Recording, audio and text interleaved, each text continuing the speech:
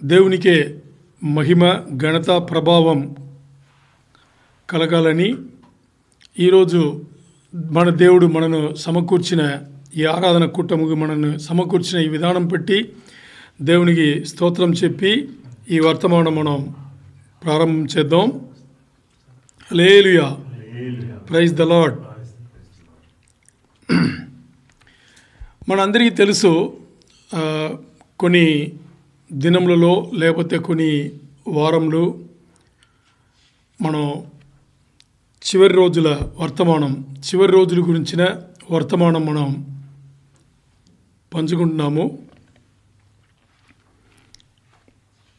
ఈ చివరి రోజులు గురించిన వర్తమానంను ఇంగ్లీష్లో ఎస్కటాలజీ అంటారంటే భవిష్యత్తు జ్ఞానం గురించి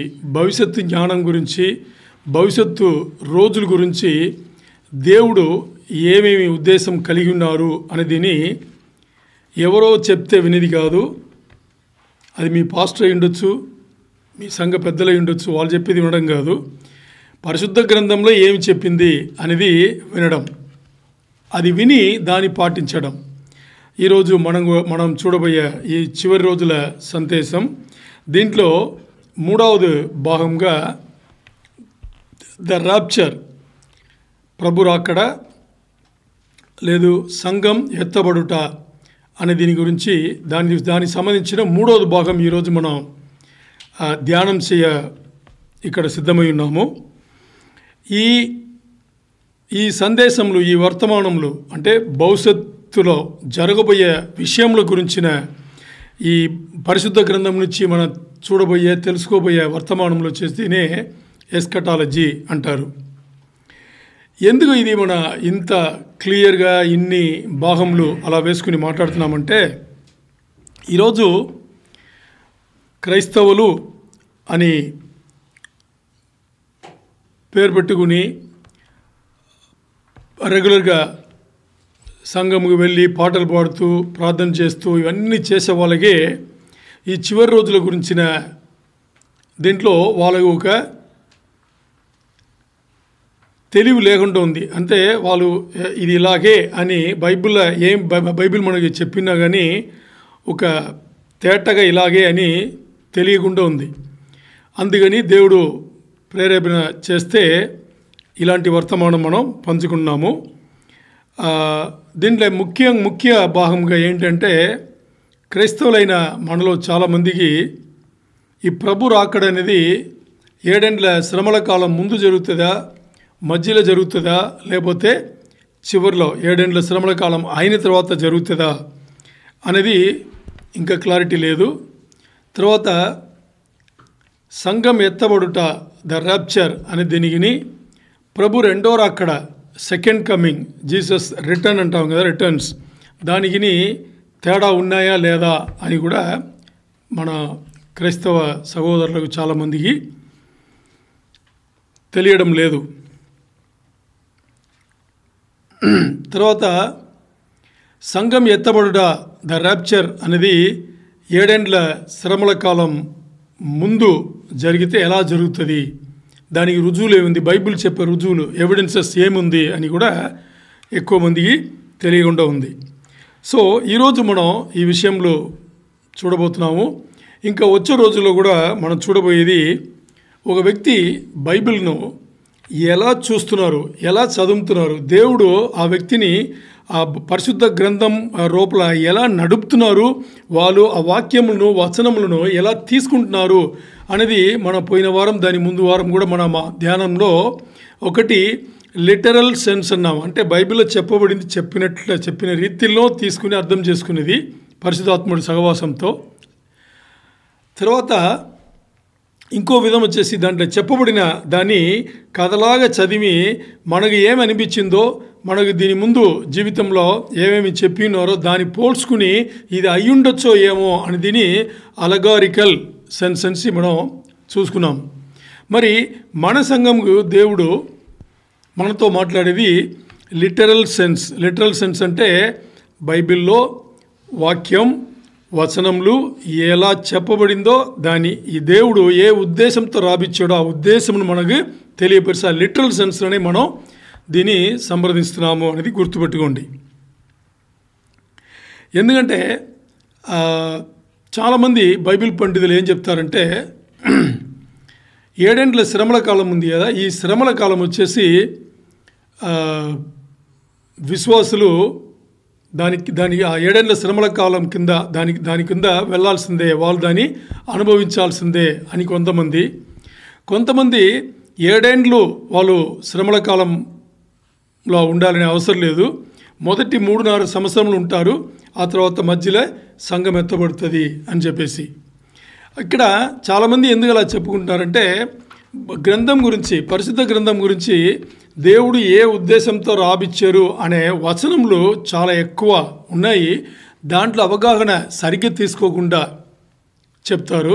రెండోది వచ్చేసి ఏం చేస్తారంటే ప్రభు రెండో రాకడగును సంఘం ఎత్తబడుట దానికి తేడా లేకుండా కూడా ఏం చేస్తారంటే దాన్ని కలిపి చూసేసి అలా మాట్లాడే వాళ్ళు ఉన్నారు. మరి ఇక్కడ శ్రమలు అనేది మనకు కూడా ఉంది.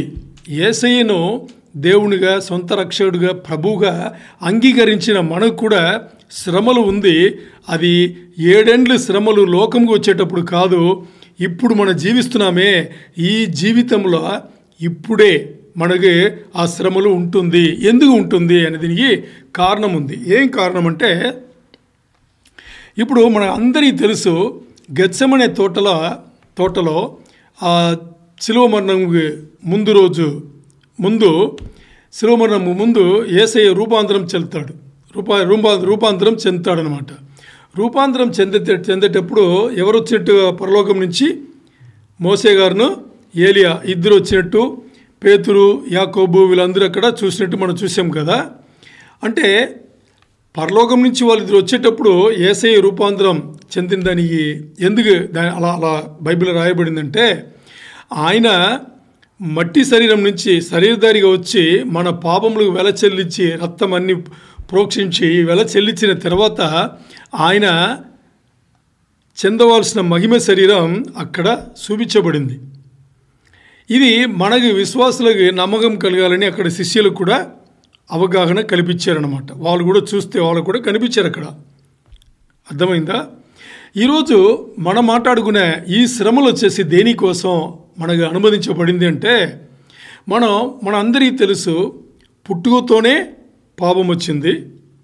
పుట్టిన తర్వాత మనం మన ఇష్టమైన జీవితం జీవిస్తూ తెలిసి తెలియకుండా, అంతే, ఎస్కేప్ అవడానికి లేదు. ఇక్కడ తెలిసో తెలియకుండానో మన జీవించిన జీవితం వచ్చేసి ఆ పాపపు జీవితంగానే ఉంది, దేవునికి వ్యతిరేకమైన జీవితమే ఉంది. అందుకని ఏమైంది, పుట్టుకతో పాపం ఉంది, మన జీవితంలో మనం చేసుకునే పాపం ఇవన్నీ కూడా పోవాలి కదా, పోవాలా వద్దా? మరి యేసయ్యేమో శిలువ మరణం పొంది మన పాపమును తీసి అక్కడ సమాధి చేసి సమాప్తమని చేసి ఆయన వెళ్ళిపోయాడు. మరి మనకు మా మార్పు మనకు తెలుసు, ఇవన్నీ తెలుసు, ఎన్నిసార్లు వింటాం, 100 సార్లు వింటాం. మనకు తెలుసు మార్పు పొందాలి మనకు తెలుసు. మరి ఎంతమంది ఇంకా మార్పు పొందే దీంట్లో పరిపూర్ణమయ్యాము అంటే ఎవరు లేదు ఇంకా, అంతేనా? అంటే ఇప్పుడు మన జీవితంలో ఏం జరుగుతుందంటే యేసయ్యను సొంత దేవుడుగా, రక్షకుడుగా ఒప్పుకున్నాం, త్రియేక దేవుడు ఉన్నారు అనే అవగాహన మనకు బాగా కలిగింది. బైబిల్ గ్రంథం మనం చదువుతున్నాం, బైబిల్ గ్రంథం దైవజనులు ఉపదేశం చేస్తే ఉపదేశములు వింటున్నాం, డైరెక్ట్గా నేరుగా సంఘంకి వచ్చి ముఖాముఖికి మనం వింటున్నాం. ఇంకా ఎంతోమంది దైవజనుల సెర్మన్స్ మనం బండిలో వెళ్ళేటప్పుడు, వచ్చేటప్పుడు, ఇంట్లో కూర్చునేటప్పుడు, ఇంకా లోక విషయంలో మనకెందుకు, మనం దేవుని విషయంలో ఉంటామని చెప్పేసి ఎంతో గడుపుతున్నాం. ఎవరో దైవజనులు పాటలు బాగా పాడితే ఆ పాటలు మనం వింటున్నాం, మనం ప్రాక్టీస్ చేస్తున్నాం, సంఘంలో పాడుతాం. కొంతమందికి మనకి ఇన్స్ట్రుమెంట్ ప్లే చేయడానికి వచ్చు, కొంతమంది స్వరం మంచి స్వరం ఉంటుంది, చాలా బాగా సింగర్స్ లాగానే బాగా ప్రసక్తి అయిన పాటలు పాడే వాళ్ళ కూడా పాడతారు. ఇవన్నీ ఉన్నా కానీ ఇవన్నీ దేనికోసం అంటే బాగా అర్థం చేసుకోండి, ఇవన్నీ దేనికోసం. ఇప్పుడు ఒక దైవజనుడు వచ్చేసి వాక్యం అలా విప్పి చెప్తాడు, భయంకరంగా చెప్తాడు. ఇవన్నీ కూడా తర్వాత భాషల్లో మాట్లాడతాము, తర్వాత ప్రవచనం చేస్తాము, భాషలు మాట్లాడిదిని మనం తర్జుమా చేసి చెప్తాం. ఇవన్నీ మనకు ఉంది, దేవుడిచ్చిందే.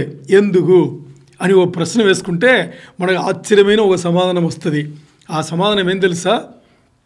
ఇవన్నీ మనని ఎక్కడికి తీసుకెళ్తుందంటే, లోకంలో పూర్తిగా మునిగిపోయి ఉన్న మనను లోకపు జీవితంలో, ఈ పాపపు జీవితంలో మనకి తెలిసి తెలియకుండా ఇది దేవునికి సంబంధించిందా లేదు ఈ లోకానికి సంబంధించిందా అని తెలియకుండా ఉన్న ఆ జీవితం నుంచి కొంచెం కొంచెంగా దాని నుంచి దూరపరిచి యేసయ్యకు చేర్చడానికి మాత్రమే, దీని తప్పితే ఇంకా ఏమీ లేదు.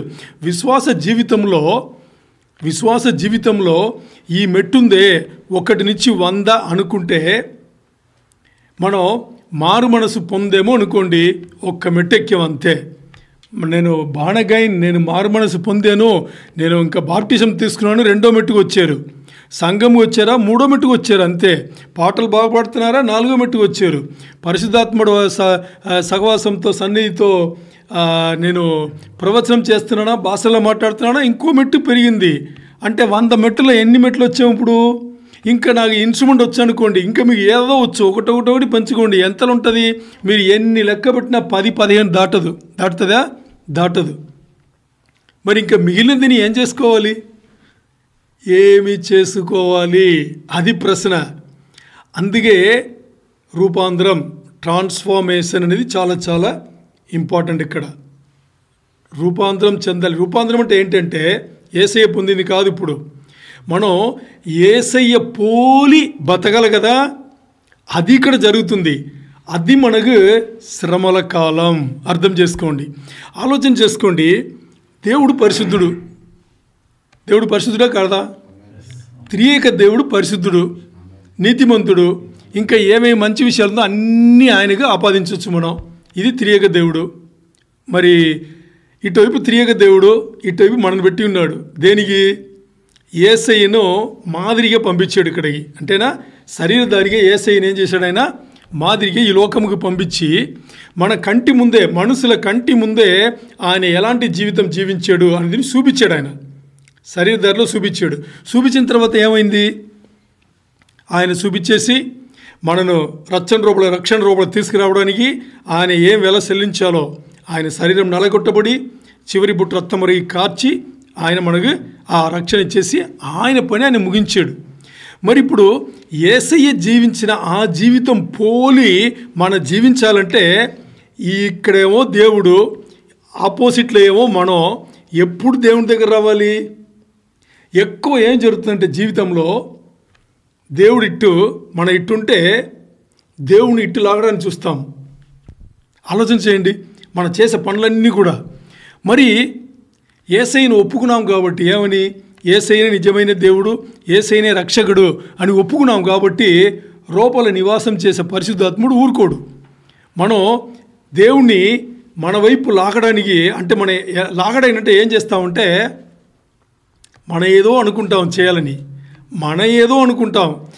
దేవునికి మొట్టమొదట్లే ఆయనకు నచ్చని పని మన ఇష్టానుసారంగా జీవించడం. అర్థం చేసుకోండి. అందుకే బైబిల్ చెప్పింది ఎవ్రీబడి హ్యావ్ గాన్ ఆస్ట్రే అంది. అందరూ కూడా వాళ్ళు సొంత దారులు చూసుకుని దేవుడి నుంచి తొలగిపోయారు అని ఉంది వాక్యం చెప్తుంది. ఇది ఇప్పుడు మనం ఏం చేస్తున్నాము? మన దారిలో మాత్రం, మన ఆలోచనలు మాత్రం వెళ్ళకుండా దేవుని కూడా ఏం చేస్తున్నాం? ఇటువైపు లాగడానికి చూస్తున్నామే. కానీ యేసయ్యను మాదిరిగా పంపించి మన కంటి ముందు అంత గొప్ప జీవితం జీవించిన ఆ వ్యక్తి పోలికలు మార్చాలని ఆయన పంపించి, ఆయన సిలువలో మరణించి సిలువలో రక్తం పెట్టి మన వెళ్ళలేని రక్తం అయినా మనకి చెల్లించి ఆయన రక్షణ ఇస్తే, ఎక్కడున్నాం? మనం ఎక్కడున్నాం? ఆయన ఎక్కడున్నాడు? ఆయన ఎక్కడున్నాడు? అతి పరిశుద్ధ స్థలములో ఆయన ఉన్నాడు. మనం ఎక్కడున్నాము? అతి పరిశుద్ధ స్థలములో లేదు. ఇంకా పరిశుద్ధ స్థలం ఉంది, అక్కడ కూడా లేదు. దాని బయటలో ఆవరణం ఉంది, అక్కడ కూడా లేదు. దానికి బయటలే మొత్తానికి దేవుని సన్నిధి ఎక్కడుందో దానికి మొత్తానికి బయట ఉన్నాం. ఇక్కడి నుంచి ఎక్కడ రావాలంట? యేసయ్య చేసిన పని ఏంటి? యేసయ్య సిలువ మరణంలో చేసిన పని ఏంటి? మనను ఎక్కడో బయటలే లోకంలో ఉండేవాళ్ళను ఆవరణంకి తెచ్చాడు. పాత నిబంధనలో ఆవరణంకి తెచ్చాడు. పాత నిబంధనలో పరిశుద్ధ స్థలముకి తెచ్చాడు, అంతవరకు పాపాలను కప్పుకోవడానికి. మరి యేసయ్య చేసిన పని ఏంటి? కొత్త నిబంధనలో పరిశుద్ధ స్థలముగును అతి పరిశుద్ధ స్థలముగును, ద హోలీ ప్లేస్ను, ద మోస్ట్ హోలీ ప్లేస్ను మధ్యలో ఉన్న అడ్డు తెర ఉంది కదా, దాన్ని చింపాడు ఆయన. శిలువ మరణం ఏం చేసింది? పరిశుద్ధ స్థలముగును అతి పరిశుద్ధ స్థలముగును మధ్యలో వేలాడిన తెరను చింపింది. అంటే దాని అర్థం ఏంటి? ఎక్కడో లోకంలో పాపపు జీవితంలో మునిగిపోయిన మనను మెట్టుకు తీసుకొచ్చి ఎక్కడ చేర్చాడు ఆయన? అతి పరిశుద్ధ స్థలముగు, అంటే తండ్రితో మనను కలిపాడు. అది యేసయ్య చేసిన శిలువ కార్యం. ఇప్పుడు అంత గొప్ప దేవుని పోలికలో మనం రావాలి అనేటప్పుడు ఈ జీవితంలో మన ఎప్పుడు యేసయ్యను సొంత రక్షకుడు దేవుడి నుంచి ఒప్పుకున్నామో ఆ క్షణం నుంచి దేవుని పోలికలాగా రావడానికి, దేవుని పోల్చి మన బతుకు మార్చుకోవడానికి ఇక్కడ ఉన్న మనను ఇంకో మెట్టు ఇన్ని అలా మెట్లు ఎక్కి యేసయ్యని చేరుకోవాలి. అది మన శ్రమలు. అంటే ఇప్పుడు ఆలోచన చేయాలి మనం. అంటే ఇంతేనా అని అనిపిస్తుంది. ఇంతేనా అంటే 2 విషయములు ఉన్నాయి. దాంట్లో ఒకటి చాలా తేలిక, ఒక మార్పిడి చాలా తేలిక. బట్ ఇంకో మార్పిడి దానికి ఆపోజిట్ సైడ్లో ఉంటుంది. ఒక్క మార్పిడి భౌతికంగా మనం మార్చుకోవడం. భౌతికంగా మనం మార్చుకోవడం.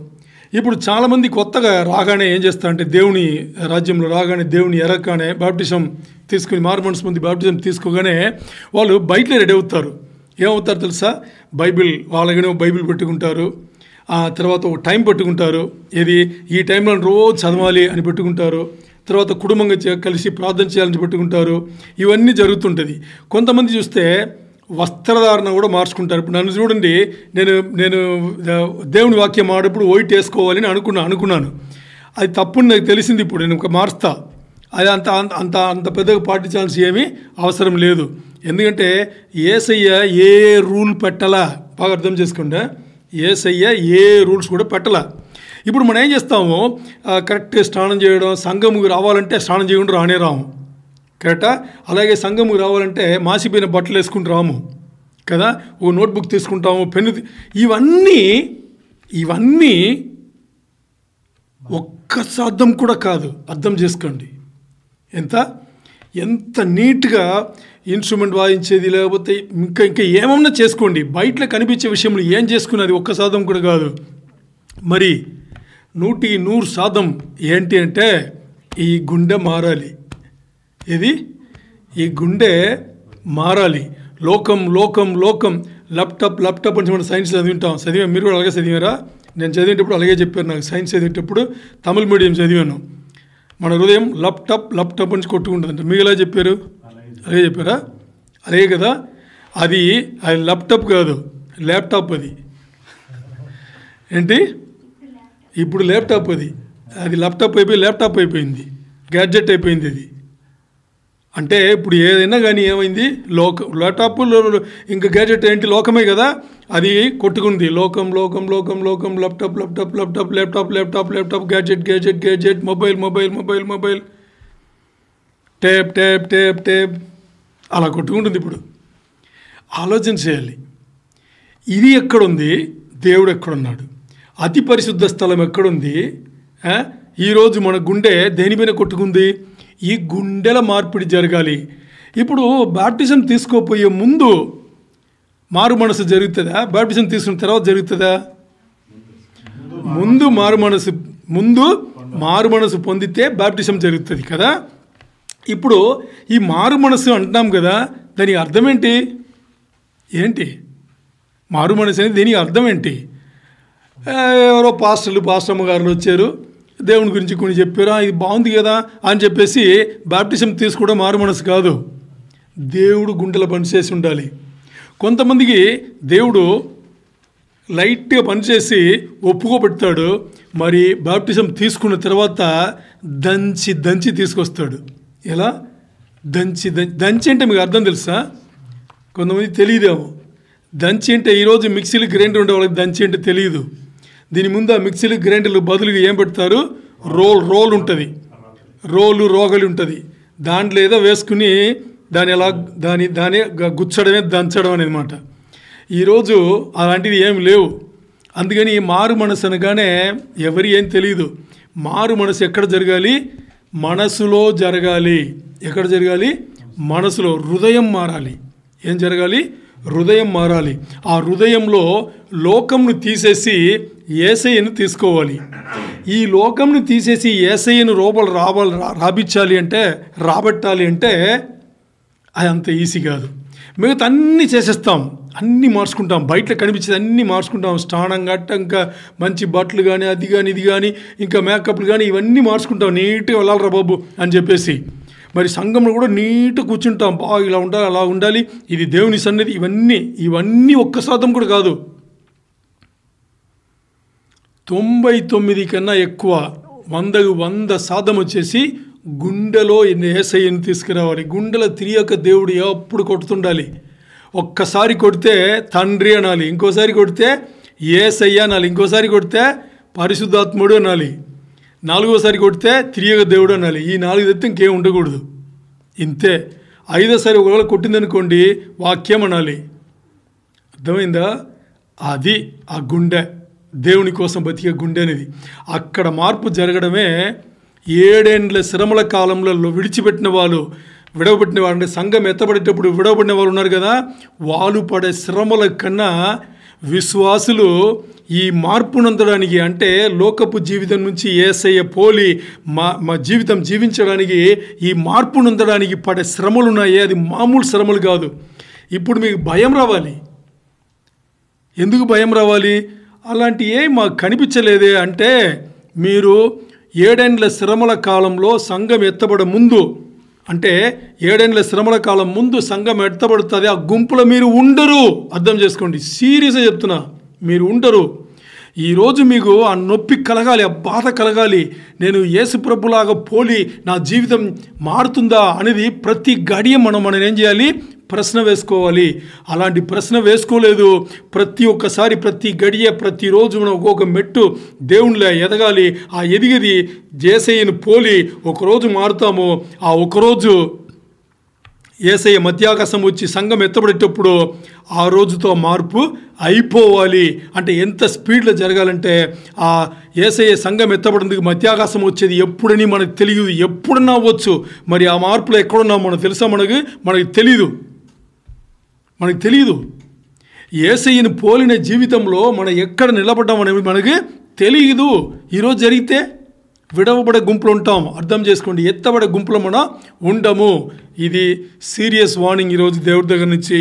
ఇది ప్రిపరేషన్లో లేదు, కానీ దేవుడు ప్రేరణ చేస్తే ఈ మాటలు మాట్లాడిస్తున్నారు.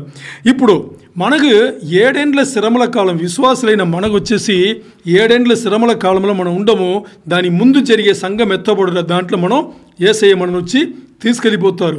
మరి మన శ్రమల కాలం ఏంటంటే, మనం ఎప్పుడైతే మారు మనసు పొంది బాప్టిజం తీసుకుని యేసయ్యను రక్షకుడు అని మన నోటార చెప్పి మనసారా ఒప్పుకున్నామో, ఆ క్షణం నుంచి యేసయ్య మధ్యాకాశం వచ్చి మనల్ని తీసుకెళ్లే వరకు మన జీవితంలో యేసయ్యను పోలి నడుచుకునేటప్పుడు మనకు వచ్చే ఆ హింసలు, ఆ ఇక్కట్లు, మనకు వచ్చే వ్యతిరేకములు, అంటే మన దేవుని గురించి మాడిప్పుడు మనకు వచ్చే వ్యతిరేకములు, ఇంకా ఈ వ్యతిరేకములు ఎంతవరకు ఉంటుందంటే మన మరణం వరకు కూడా తీసుకెళ్తుంది. మనకు అందరికీ తెలుసు, ఎంతోమంది యేసయ్య నియమించిన అపోస్తలు అని శిష్యులు, ఇంకా దేవుని సేవకులు ఎంతోమంది హత్య, అంటే ఆత్మహత్య అంటారా, ఏమంటారు దాన్ని?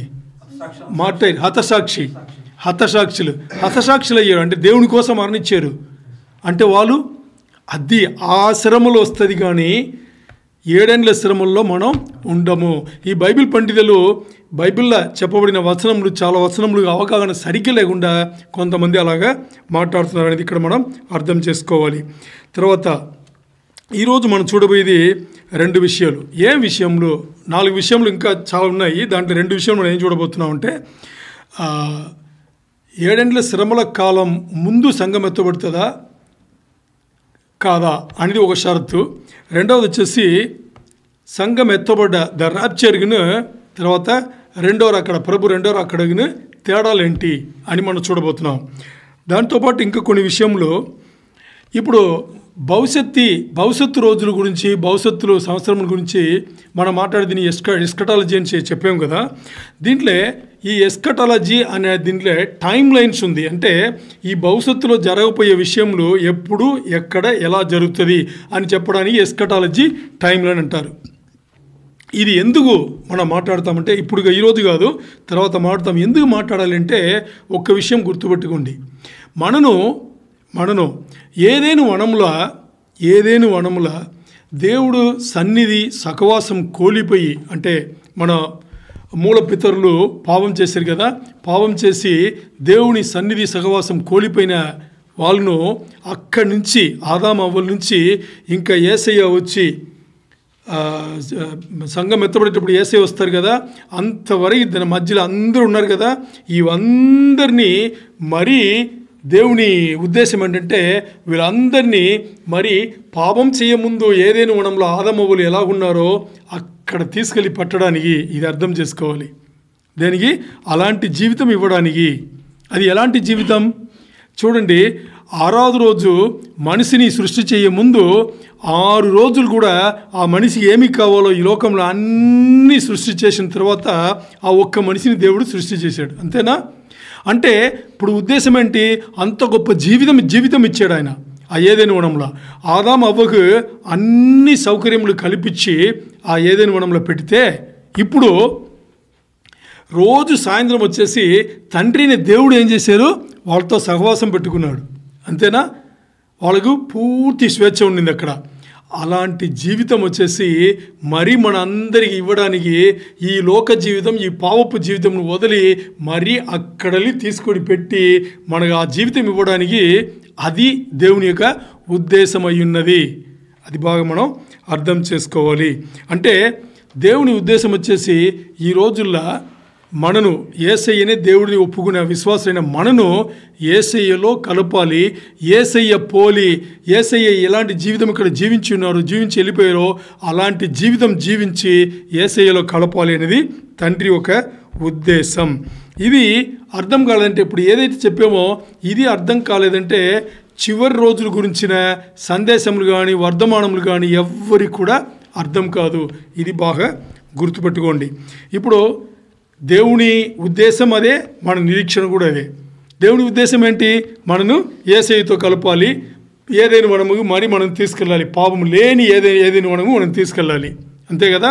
అలాగే మన గురి కూడా ఏంటి? అక్కడ వెళ్ళాల్సిందే. అదే ఉందన్నమాట. ఇప్పుడు పోయిన వారం మనం మాట్లాడుకుంది, పోయినసారి ఇదే వర్తమానం చివరి రోజుల వర్తమానం మనం మాట్లాడుకుంది ద ర్యాప్చర్ అనేది లేదు సంఘం ఎత్తబడుట అనేది దేనికోసం అంటే యేసయ్య వరుడు అయిన యేసయ్య, పెళ్లి కొడుకు వరుడు అనే యేసయ్య తన వధువు సంఘము కోసం మధ్యాకాశంకి వచ్చి తీసుకెళ్ళేది అనేది మనం పోయినసారి మనం మాట్లాడుకునే సందేశం కదా.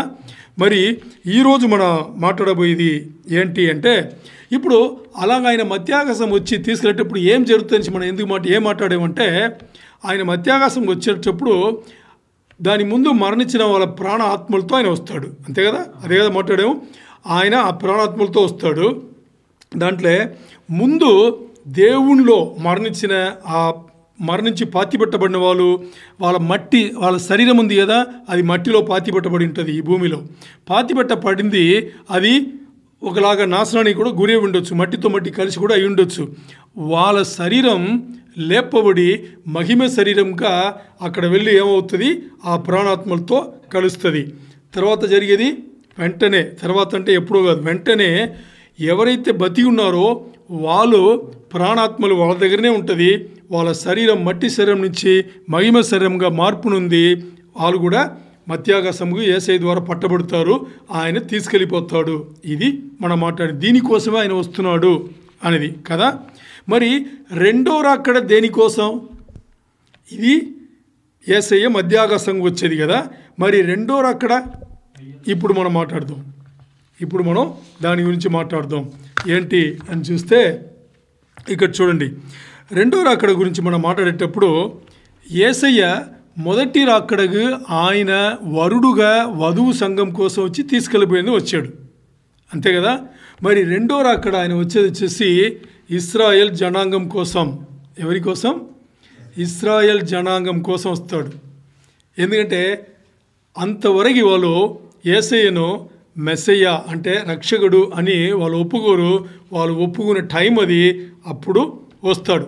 అది రెండో రాకడ. బాగా మేజర్ పెద్ద వ్యత్యాసం ఏంటి అంటే ప్రభు రాకడ అంటే సంఘం ఎత్తబడ్డ దీంట్లో ఆయన వధువు కోసం వచ్చి తీసుకెళ్ళిపోయాడు. రెండో రాకడ సెకండ్ కమింగ్లో ఆయన దేనికోసం వస్తున్నాడు? ఇశ్రాయేల్ ఆయన ఏర్పరిచిన జనాంగం కదా, ఏర్పరచబడిన జనాంగం వాళ్ళ కోసం వచ్చి వాళ్ళని తప్పించి ఆయన తీసుకెళ్ళిపోవడానికి వస్తున్నాడు అనేది ఇక్కడ ఇంపార్టెంట్. ఎందుకంటే మనకి ఇక్కడ ఒక బైబిల్ రుజువు ఎవిడెన్స్ ఏముందంటే యేసయ్య శిలువ మరణం పొందడానికి కొంత ముందు యూదుల దగ్గర ఇశ్రాయేల్ జనాంగంతో మాట్లాడి ఉంటాడు. ఏం మాట్లాడింటాడు తెలుసా? మత్తయి 23:39 ఉంది. తెలుగులో చదవండి. మత్తయి 23:39 చదవండి. నేను ఇంగ్లీష్ చదువుతాను. For I tell you, you will not see me again until you say blessed is he who comes in the name of the Lord. Amen. చదవండి తెలుగులో. ఇది మొదలుకొని ఇప్పుడు మనం చదివేది మత్తయి 23:39. ఇది మొదలుకొని ప్రభు పేరుట వచ్చువాడు స్తుతింపబడును గాక అని మీరు చెప్పు వరకు నన్ను చూడరని మీతో చెప్పుచున్నాను. ఎవరిది? యేసయ్య యూదుల దగ్గర చెప్పింది. యేసయ్య ఎవరి దగ్గర చెప్పింది? యూదుల దగ్గర. ఏం చెప్తున్నారంటే ఇప్పుడు వచ్చింది, దీనికి అర్థం చెప్తున్నా, ఇప్పుడు వచ్చింది మిమ్మల్ని రక్షించడానికి దేవుడు పంపిస్తే నేను వచ్చాను కాదు, మీ రక్షణ కోసం నేను వచ్చాను కానీ వేరే దేనికి కాదు. నేను ఆశీర్వాదం చేయబడి నేను వచ్చాను. నన్ను మీరు ఎప్పుడు అంగీకరించి మరి కావాలని కోరుకుంటారో అంతవరకు నేను రాను అని చెప్పేసి వెళ్ళిపోయాడు ఆయన. అంటే దీనికి అర్థం ఏంటి? మధ్యలో వచ్చి సంఘంను తీసుకెళ్ళిపోతాడు. మరి ఇశ్రాయేల్ కోసం వచ్చేది రెండో రాకడనే మరి రావడం. అర్థమైందా? మధ్యలో వచ్చి సంఘమును తీసుకెళ్ళిపోతాడు. బాగా గుర్తుపెట్టుకుంటే, ఎందుకంటే ఈరోజు మనం కీలకంగా మాట్లాడబోయేది సంఘం ఎత్తబడుట, ప్రభు రెండో రాకడ. దీని గురించే ఎక్కువ మనం మాట్లాడుతున్నాం ఇప్పుడు. అందుకే యేసయ్య ఏం చెప్తున్నారు? మీరు మారు మనసు పొంది నేను కావాలి, నేను మీ రక్షణ కోసమే వచ్చాను అనేది మీరు గుర్తెరిగి, నేనే దేవుడి నుంచి పంపబడ్డాను అని గుర్తెరిగి మీరు నన్ను కోరుకుంటే తప్ప మరి నేను రాను అని చెప్పేసి అక్కడ ఓపెన్గా వాళ్ళతో మాట్లాడింటారన్నమాట. ఇప్పుడు ఈ శ్రమల కాలం గురించి మాట్లాడుతున్నాం కదా, ఇది 3 కోణములలో 3 విధానంగా 3 కోణములలో దీన్ని చూడాలి. 3 విషయముల కోసం ఇక్కడ దేవుడు ఎందుకు ఈ శ్రమల కాలంను అనుమతించాడు? అర్థమైందా? ఈ 7 ఏండ్ల శ్రమల కాలం ఉంది కదా, ఇది ఇప్పుడు చూడండి. 7 ఏండ్ల శ్రమల కాలం అని మనం మాట్లాడితేనే దానికి ముందు జరిగేది సంఘం ఎత్తబడుట, దానికి తర్వాత జరిగేది ప్రభు రెండో రాకడ.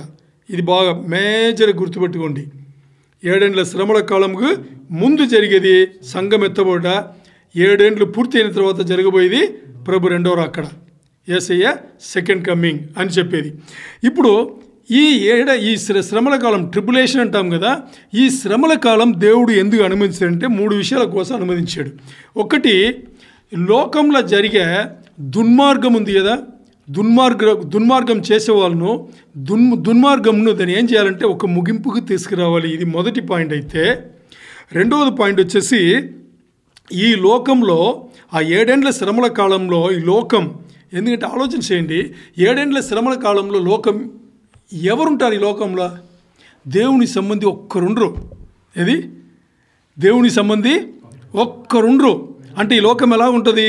అందరూ విడవబడిన వాళ్ళు, అందరూ పాపం చేసిన వాళ్ళు, అందరూ దేవుని వ్యతిరేకం చేసిన వాళ్ళు, వీళ్ళు మాత్రమే ఉంటారు. అప్పుడు లోకం ఎలాంటి ఒక స్థితిగతుల్లో ఉంటుంది ఆలోచన చేశారా? ఆ లోకంకు అప్పుడు 7 ఏండ్ల శ్రమల కాలంలో ఆ లోకంకి వచ్చేసి ఒక ఉజ్జీవం తీసుకురావడానికి ఇది రెండవ పాయింట్. మూడవది ఏంటంటే ఇశ్రాయేల్ దేశంను దేశంగా గుర్తించి అది దేశంగా దాన్ని కలిపి ఒక్క దేశంగా కలిపి దాన్ని చేసి తర్వాత ఏం చేస్తారు? ఈ మొత్తం దేశమును ఇశ్రాయేల్ జనమును మొత్తానికి వీళ్ళందరినీ యేసయ్యలో రక్షణకు తీసుకురావాలి. ఈ 3 విషయం కోసం దేవుడు ఏం చేశారు, ఈ శ్రమల కాలంలో అనుమతించారు. దీంట్లో విశ్వాసాలు ఏమన్నా ఉందా? ఈ 3 విషయాలు చెప్పాం కదా, దీంట్లో విశ్వాసాలకు సంబంధించి ఏమన్నా ఉందా? లేదు అంటేనే ఇది ఒక పెద్ద రుజువు. దేనికి? సంఘం ఎత్తబడుట 7 ఏండ్ల శ్రమల కాలంలో లేదు, దాని ముందే జరిగిపోతుంది. బాగా అర్థం చేసుకోండి ఈ 3.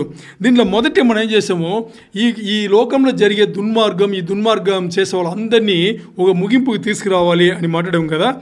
ఎందుకు ఆ ముగింపుకి తీసుకురావాలంటే ఇప్పుడు కూడా ఆ టైంలో కాదు, ఇప్పుడు కూడా ఏం మాట్లాడుతున్నామంటే, మనం స్వార్థ చెప్పేటప్పుడు, వెళ్ళేటప్పుడు, పరిచర్య చేసేటప్పుడు చాలామంది దేవుడున్నాడు అంటావే, మీ దేవుడు ఏం చేస్తాడు, ఇంత అన్యాయం జరుగుతుంది, వాడేదో న్యాయవంతుల్లాగా, ఇంత అన్యాయం జరుగుతుంది, దేవుడు చూసి ఊరుకుంటాడా, ఏమైనా చేయొచ్చు కదా అంటారా? అంటారు కదా. ఓకే, ఎవరంటారు? లోకస్తులు అంటారు, అన్యులు అంటారు. మరి విశ్వాసులు అనట్లేదా? ఎక్కువ అనేది విశ్వాసులే. ఎందుకంటే వాళ్ళకి సగం తెలుసు, దేవుడు ఉన్నాడని తెలుసు, ఇంకా నమ్మను కూడా నమ్మరు. ఇలా ఉంటుంది అనమాట, సగం ఉంటారు. అంటే గోడల మధ్యలో ఉంటారు అనమాట.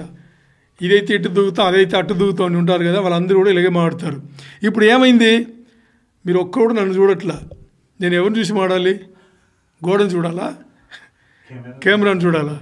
కెమెరా ఉండవు, నాకు కనిపించట్లా. ఓకే, చూడండి. అంటే వర్తమానంలో మునిగిపోకూడదు, వినాలి, యాక్టివ్గా వింటేనే బాగుంటుంది, అర్థం కూడా అవుతుంది. రాసేవాళ్ళ తర్వాత రాసుకోండి, నోట్స్ ఉంది కదా, చూడండి ఇక్కడ వినండి. ఇప్పుడు ఏం చెప్పాం, ఈ లోకంలో చాలామంది మనకు ఎదురవుతారు. ఏమని?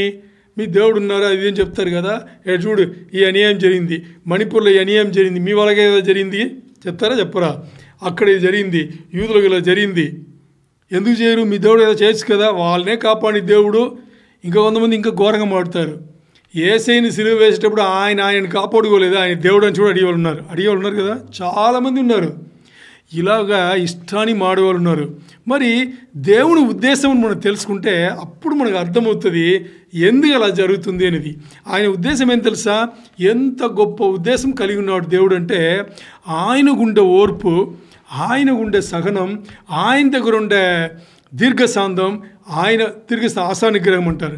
ఆయనకుండే ఆశా నిగ్రహం వచ్చేసి, అంటే నేను మాట్లాడింది పేషెన్స్ అండ్ ఇంకోటి ఏంటి,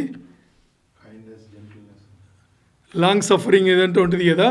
ఆయన ఏం చేస్తున్నాడంటే దీర్ఘశాంతం. ఏ ఒక్క ఆత్మ కూడా, బాగా అర్థం చేసుకోండి, ఏ ఒక్క ఆత్మ కూడా నశించిపోవడానికి ఆయనకి ఇష్టం లేదు.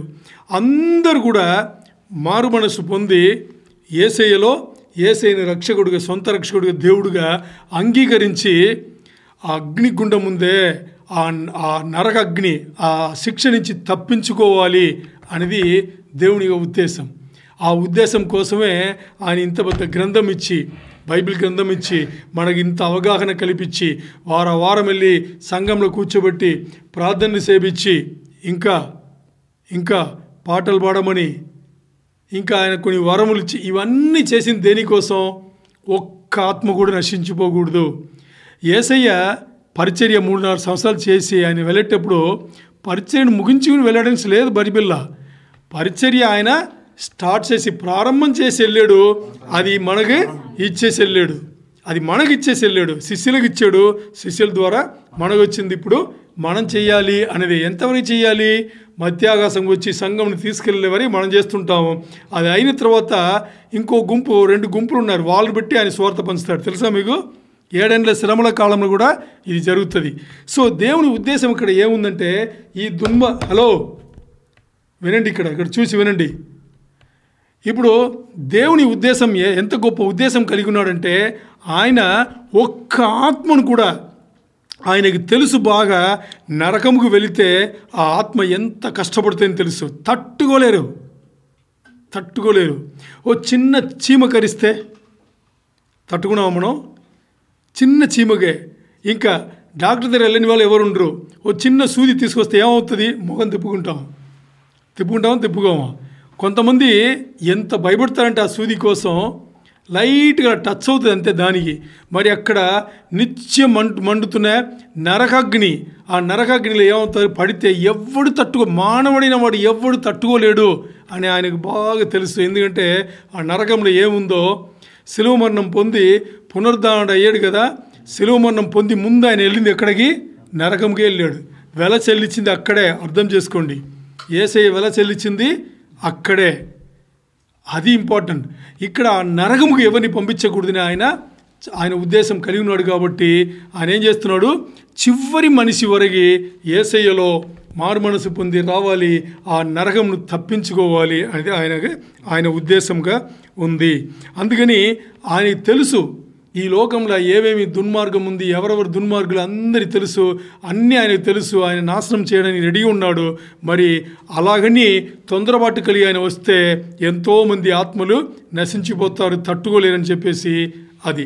రెండవది వచ్చేసి ఈ లోకంకు గొప్ప ఉద్యోగం తీసుకురావాలి అని చెప్పాం కదా. దానికోసం ఉద్యోగం ఎలా తీసుకొస్తాడు ఆయన?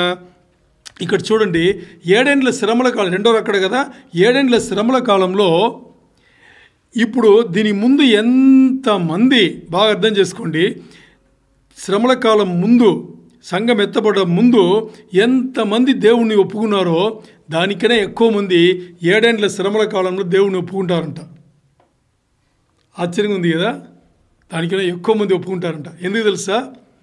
మనకు దేవుడు మనం మన గొప్పతనం ఏమి లేవు ఇక్కడ. మనం ముందే ఒప్పుకున్నాంలే అని ఏం పెద్ద అంటే మన కాళ్ళని నెప్పుకుని నేను ఒప్పుకున్నానులే అని చెప్పడానికి లేవు. మనం దేవుడు గుర్తిరిగి వచ్చాడు. దేవుడు ఆయనను బయలుపరుచుకుని మన దగ్గర వచ్చాడు కాబట్టి మనం తప్పించుకున్నాము. ఈరోజు మనం ఓకే, నేను దేవుడు ఉన్నాను గొప్పగా చెప్పుకోవచ్చు. ఆ గొప్పతనం మనది కాదు, ఆయనది.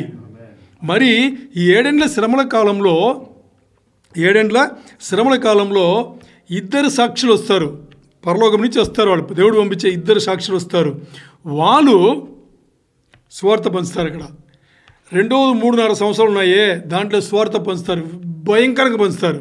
ఇంకా దేవుడు ముద్ర వేసుకున్న యూదులు ఉన్నారు కదా, 144,000 మంది, వాళ్ళు భయంకరంగా స్వార్థ పంచు. ఆ 144,000 మంది ఆల్రెడీ దేవుడు ముద్ర వేసి ఉన్నారు, వీలే నా మనుషులని చెప్పేసి. సో వాళ్ళు అప్పుడు చరిత్రలో ఎప్పుడు జరగనంత ఎక్కువ అక్కడ స్వార్థ పరిచయం జరుగుతుంది. దేవుని ఒప్పుకుంటారంట. మరి అక్కడ ఒప్పుకున్న వాళ్ళు అన్యులైతే పరలోకం వెళ్తారా తెలియదు మనకి. తర్వాత వచ్చే వచనంలో చూస్తాం మనం ఎప్పుడన్నా. మనకు ఇప్పుడైతే గ్యారంటీగా చెప్పలేము. బట్ యూదులకు అప్పుడే సమయం. యేసయ్యని వాళ్ళు మమ్మల్ని క్షమించు చూసాం కదా, మత్తయి 23:13 చూసాం కదా, మమ్మల్ని క్షమించు, నువ్వే మొదటి రాకడలో వచ్చేటప్పుడే మొదటిగా పశువుల పక్కన పుట్టి వచ్చాడు కదా రక్షకుడిగా, అప్పుడే మేము గుర్తరలేదని చెప్పేసి మారు మనసు పొంది ఒప్పుకుంటారు. ఆ ఒప్పుకునే తర్వాతనే యేసయ్య రెండో రాకడలో ఇంత గొప్ప ఉద్యోగం వచ్చేసి అప్పుడు జరుగుతుంది. తర్వాత ఎవరైతే ఆ సంఘం ఎత్తబడుతున్న విడవబడ్డారో దాంట్లో ఎక్కువ మంది అప్పుడు యేసయ్యని దేవుడి నుంచి ఒప్పుకుంటారు. ఎందుకంటే కంటారా చూస్తారు, అన్నీ చూస్తారు అక్కడ. ఆ రోజు 7 ఏండ్ల శ్రమల కాలం ముందు, ఆ శ్రమల కాలంలో దేవుడు పంపించే ఒక్కొక్క విషయం అంగీకరిస్తూ సాతాను చేసే అన్ని విషయాలు కంటి ముందు జరుగుతుంటుంది. అప్పుడు వాళ్ళకి తెలుస్తుంది. మూడవది ఏం చేసాం, ఇశ్రాయేల్ను ఒక దేశంగా గుర్తించి ఆయన దేవునిలో ఏం చేయాలి, ఎరిగినట్టుగా యేసయ్యలో రక్షణ పొందేట్టుగా చేయడానికి మూడవది మనం చెప్పాం. ఎందుకు అంటే ఇది ఈ మన 7 ఏండ్ల శ్రమల కాలంకు ఫలం. ఇది 7 ఏండ్ల శ్రమల కాలంలోనే వీళ్ళకి అర్థమవుతుంది వచ్చిన యేసయ్యనే నిజమైన దేవుడు రక్షకుడిని. అప్పుడు ఈ శ్రమలను చూసి లోకం అంతా భూమి నుండి అందరూ వ్యతిరేకిస్తారు. ఇశ్రాయేల్ ఎంత గుంపు, చిన్నది, చాలా చిన్నది. మరి లోకం నుండి అన్ని రాజులు ఒక చోట్ల కలిసి ఇశ్రాయేల్ నాశనం చేయడానికి కలుస్తారు. అర్థమైందా? అప్పుడు వాళ్ళకి అర్థమవుతుంది ఇశ్రాయేల్ జనాంగంకి వచ్చి వెళ్ళిన ఆయన్నే యేసయ్య అని చెప్పేసి. ఇది ఎవరు చెప్పారు అని మనం చూస్తే ఇంకో ఘోరమైన విషయం. ఈ 7 ఏండ్ల శ్రమల కాలంలోనే మనం ముందే మాట్లాడుకున్నాం.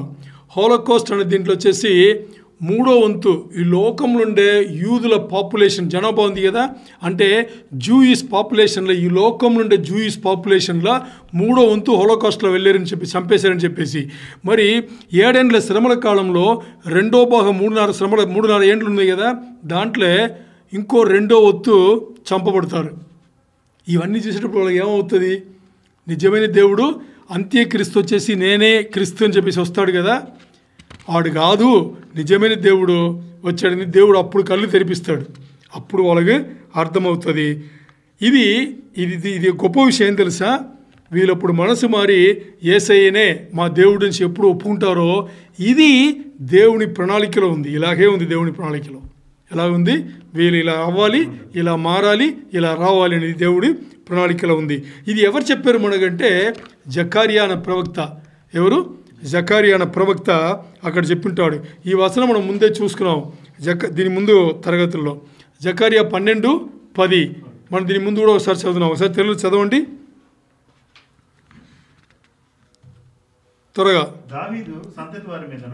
దావీదు సంతతి వారి మీదను యెరూషలేము నివాసుల మీదను కరుణనొందుచు ఆత్మను ఇక్కడ అర్థం చేసుకోవాలి. తండ్రిని దేవుడు ఏం చెప్తున్నారు ప్రవక్త మూలంగా? తండ్రి యొక్క కృప అయిన ఆత్మను, విజ్ఞాపన చేసే ఆత్మను వాళ్ళకి ఇస్తాడంట. అప్పుడు ఎప్పుడు 7 ఏండ్ల శ్రమల కాలంలో ఇశ్రాయేల్ జనాంగంగా ఇస్తాడంట. ఇంకా దేవుడు ఈ 2 ఆత్మలను వాళ్ళకు కుమ్మరింపగా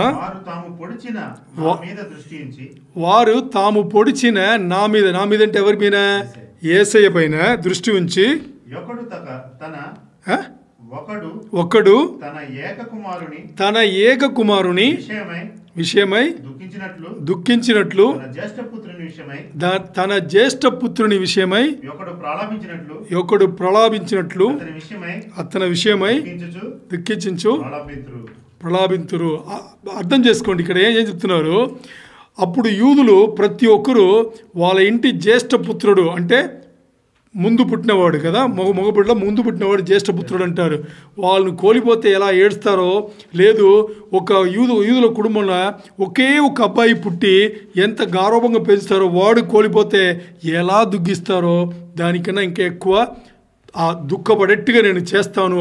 నా కృప కలిగిన ఆత్మను, విజ్ఞాపన చేసే ఆత్మను వాళ్ళకి నేను ఇచ్చి ఆ పని చేపిస్తాను అని చెప్పేసి ఎన్నో వేల సంవత్సరాల ముందు జకర్యా ప్రవక్త మూలంగా ఆయన ప్రవచనం చేపించాడు.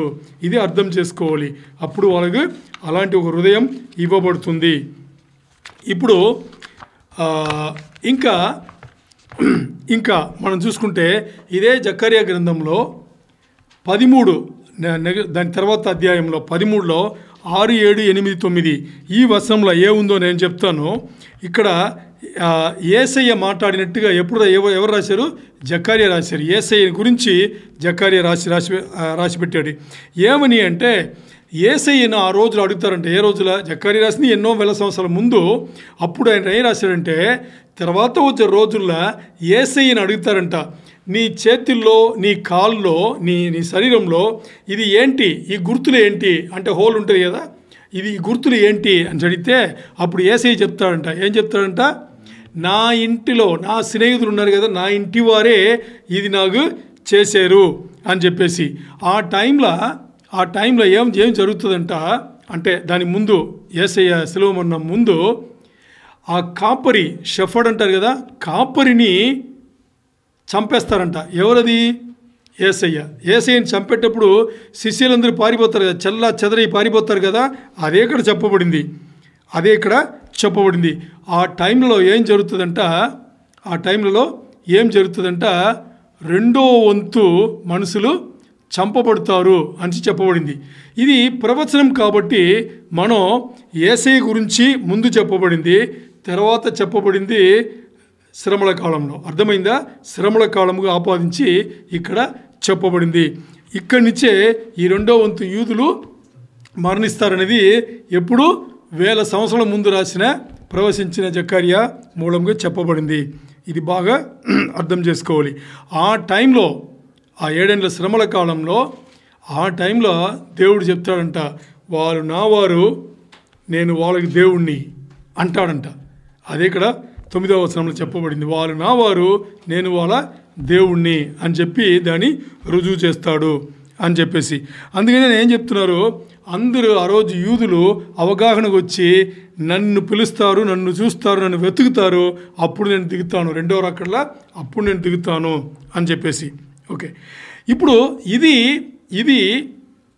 ఈ 3 పాయింట్లు చెప్పుకున్నాం కదా, 3 పాయింట్లు. ఈ 3 పాయింట్లో 3వది పాయింట్ ఏంటి, ఇశ్రాయేల్ దేశం వచ్చేసి యేసయ్యలో తీసుకురావడానికి, యేసయ్యలో మారు మనసు పొంది ఆయనే రక్షకుడిని తీసుకురావడానికి ఆయనకి ఇది 3వ పాయింట్. అంటే దేవుడు 3 పాయింట్లు చెప్పాం కదా.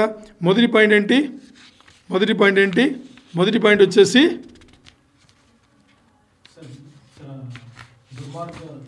మొదటి పాయింట్ ఈ లోకం నుండి దుర్మార్గులను అందరినీ కూడా ముగింపుకు తీసుకురావడం. రెండవది పాయింట్ వచ్చేసి 7 ఏండ్ల శ్రమల కాలంలో ఉజ్జీవం దేవుడు ఎలా తీసుకొస్తున్నారు అని చెప్పేది. మూడవది పాయింట్ ఏంటి, ఇశ్రాయేల్ జనాంగంను ఒక దేశంగా గుర్తించి ఆ తర్వాత యేసయ్యను రక్షకుడు దేవుడిని ఒప్పుకుని తీసుకురావడం. ఇది 3. ఇప్పుడు మనం మెయిన్గా ఇప్పుడు నెక్స్ట్ చూడబోయేది ఏంటంటే, మొదటిసారి అంటే సంఘం ఎత్తబడుట, ద ర్యాప్చర్ అనేది వరుడైన యేసయ్య వధువు సంఘంకు మధ్యాకాశం వచ్చి తీసుకెళ్ళేది.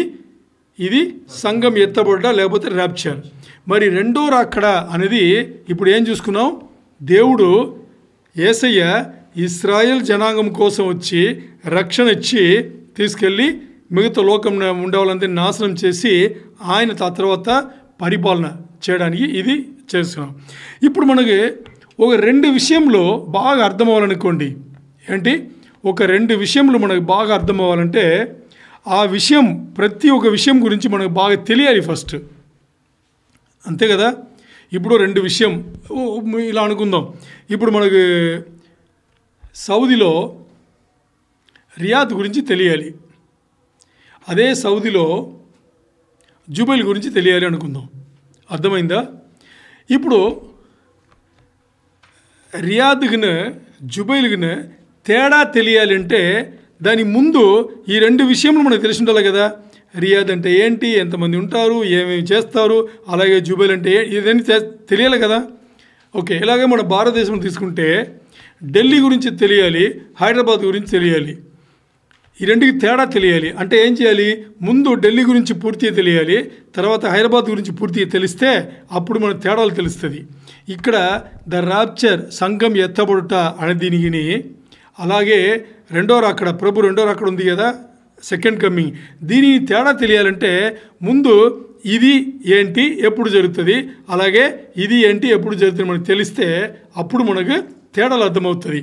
ఇదని తెలుసుకుంటే మనం ఫస్ట్ వచ్చేసి ద ర్యాప్చర్ సంఘం ఎత్తబడుట అనేది, తర్వాత ప్రభు రెండో రాకడ జీసస్ సెకండ్ కమింగ్ అనేది వేరు వేరు ఈవెంట్స్, వేరే వేరే సంఘటనలు వేరే వేరే టైంలో జరుగుతుంది, వేరే వేరే ఉద్దేశము కోసం జరుగుతుంది. ఇది అర్థం చేసుకోండి. మొత్తానికి తేడా ఎక్కడో దగ్గర పడదు, మొత్తానికి తేడా వేరే వేరే టైంలో జరుగుతుంది, తర్వాత వేరే వేరే సంఘటనలోది వేరే వేరే ఉద్దేశంలో అది జరుగుతుంది అన్నమాట. అందుకని ఈ 2 విషయం గురించి పూర్తి మనకు తెలిస్తే దీని తేడాలు కూడా తెలుస్తుంది. ఇప్పుడు ఇక్కడ మీకు స్క్రీన్లో అందరికీ చార్ట్ ఉంది. ఈ చార్ట్లో చూస్తే ముందు రేప్చర్ గురించి మనం రాసామంటే సంఘం ఎత్తబడ్డ గురించి ఉంది, దాని తర్వాత ప్రభు రెండో రాకడ గురించి ఉంది. ఇప్పుడు మనం ఒకటి చూసుకుంటే ముందు చూడండి, ఫస్ట్ మనం ఏం చేస్తున్నామంటే ట్రాన్స్లేషన్ ఆఫ్ బిలీవర్స్ లేకపోతే ట్రాన్స్ఫార్మేషన్ ఆఫ్ బిలీవర్స్ అని ఉంటుంది. ట్రాన్స్ఫార్మేషన్ లేకపోతే ట్రాన్స్లేషన్ రెండు ఒకే మీనింగ్ ఇస్తుంది. ఇక్కడ విశ్వాసులైన వాళ్ళు యేసయ్య రాజ్యంలో యేసయ్యను దేవుడిగా ఒప్పుకుని విశ్వాసులైన వాళ్ళందరూ కూడా ఏమవుతారంట, మార్పు నొందుతారు అని ఉంది. ఏ మార్పు నొందుతారు? యేసయ్యను పోలిన జీవితం అనేది ముందే మాట్లాడుకున్నాం. యేసయ్యను పోలిన జీవితం ఎవరు జీవిస్తారో అది వాళ్ళకి శ్రమల కాలం. ఈ శ్రమల కాలంలో విశ్వాసులందరూ కూడా పడే శ్రమలు ఏంటంటే యేసయ్య పోలికలో మారడానికి, ఈ లోకంను లోకంలో ఉన్నా కానీ లోకముకు దూరమయ్యి జీవించే జీవితంలో లోకస్తులు వ్యతిరేకించి లోకస్తులు మనం నమ్మకుండా మనం చెప్పే స్వార్థకు మర్యాద ఏమి ఇవ్వకుండా మనకు పెట్టే హింసలు ఇవన్నీ ఉన్నాయి కదా. దీని నుంచి యేసయ్య పోలి జీవించడానికి మధ్యలో మనకు జరిగే శ్రమలు ఉన్నాయి కదా, దీని నుంచి మన మార్పు నొంది దూరమయ్యి మార్పు నొంది యేసయ్య పోలికలు రావడానికే ట్రాన్స్ఫార్మేషన్, మార్పు నొందడం అనేది. ఇప్పుడు ప్రభు రెండో రాకడ ఉంది కదా, దాంట్లో ఇలాంటిది ఏమి జరగదు, ఇలాంటి మార్పులు ఎవరికి ఏమి జరగదు. ఎందుకంటే విశ్వాసులు మార్పు నుండి రెండో రాకడ ముందే యేసయ్య తీసుకెళ్ళిపోతాడు కదా, ఈ మార్పు వీళ్ళ విశ్వాసుల కోసమే. రెండో రాకడలో ఇది జరగదు. రెండవది వచ్చేసి పరిశుద్ధులు మాత్రమే పరలోకముకు కొనిపోబడతారు. పరిశుద్ధులు మాత్రమే యేసయ్య మధ్యాకాశంకి వచ్చి ప్రాణాత్మలతో వచ్చేటప్పుడు యేసయ్యలో నిద్రించిన వాళ్ళు, యేసయ్యలోనే బతికిన వాళ్ళు, వీళ్ళందరినీ ఆయన తీసుకెళ్ళి ఎక్కడ తీసుకెళ్తారు? ఈ పరిశుద్ధులను నీతిమంతులుగా చేసి వీళ్ళని తీసుకెళ్ళి పరలోకం తీసుకెళ్తాడు. మరి ఇక్కడ ప్రభు రాకడ రెండో రాకడలా మనం మాట్లాడేది ర్యాప్చర్లో. ఇప్పుడు ఈ రెండో రాకడలా ఈ తీసుకెళ్ళిన పరిశుద్ధులతోనే ఆయన యుద్ధం చేయడానికి వస్తాడు. రెండుకి తేడా ఉందా లేదా? మొదట్లో మధ్యాకాశం వచ్చి సంఘం ఎత్తబడిది విశ్వాసులను ఇక్కడి నుంచి తీసుకెళ్ళడానికి వచ్చాడు. రెండో రాకడలో వచ్చేటప్పుడు తీసుకెళ్ళిన విశ్వాసులతోనే వస్తాడు. ఇప్పుడు తీసుకెళ్తేనే కదా వాళ్ళతో రావడానికి కదా, తీసుకెళ్తేనే కదా సంఘం ఎత్తబడిలో తీసుకెళ్తేనే కదా వాళ్ళతో యుద్ధంకి రావడానికి అలా వస్తాడు. రెండు తేడా ఉంది. మూడోది వచ్చేసి ఈ భూమికి తీర్పు వస్తుంది. దాంట్లో రాప్చర్ల సంఘం ఎత్తబడే దీంట్లో భూమికి తీర్పు రాదు. ఎందుకు భూమికి తీర్పు రాదంటే, భూమి అంటే ఏంటి?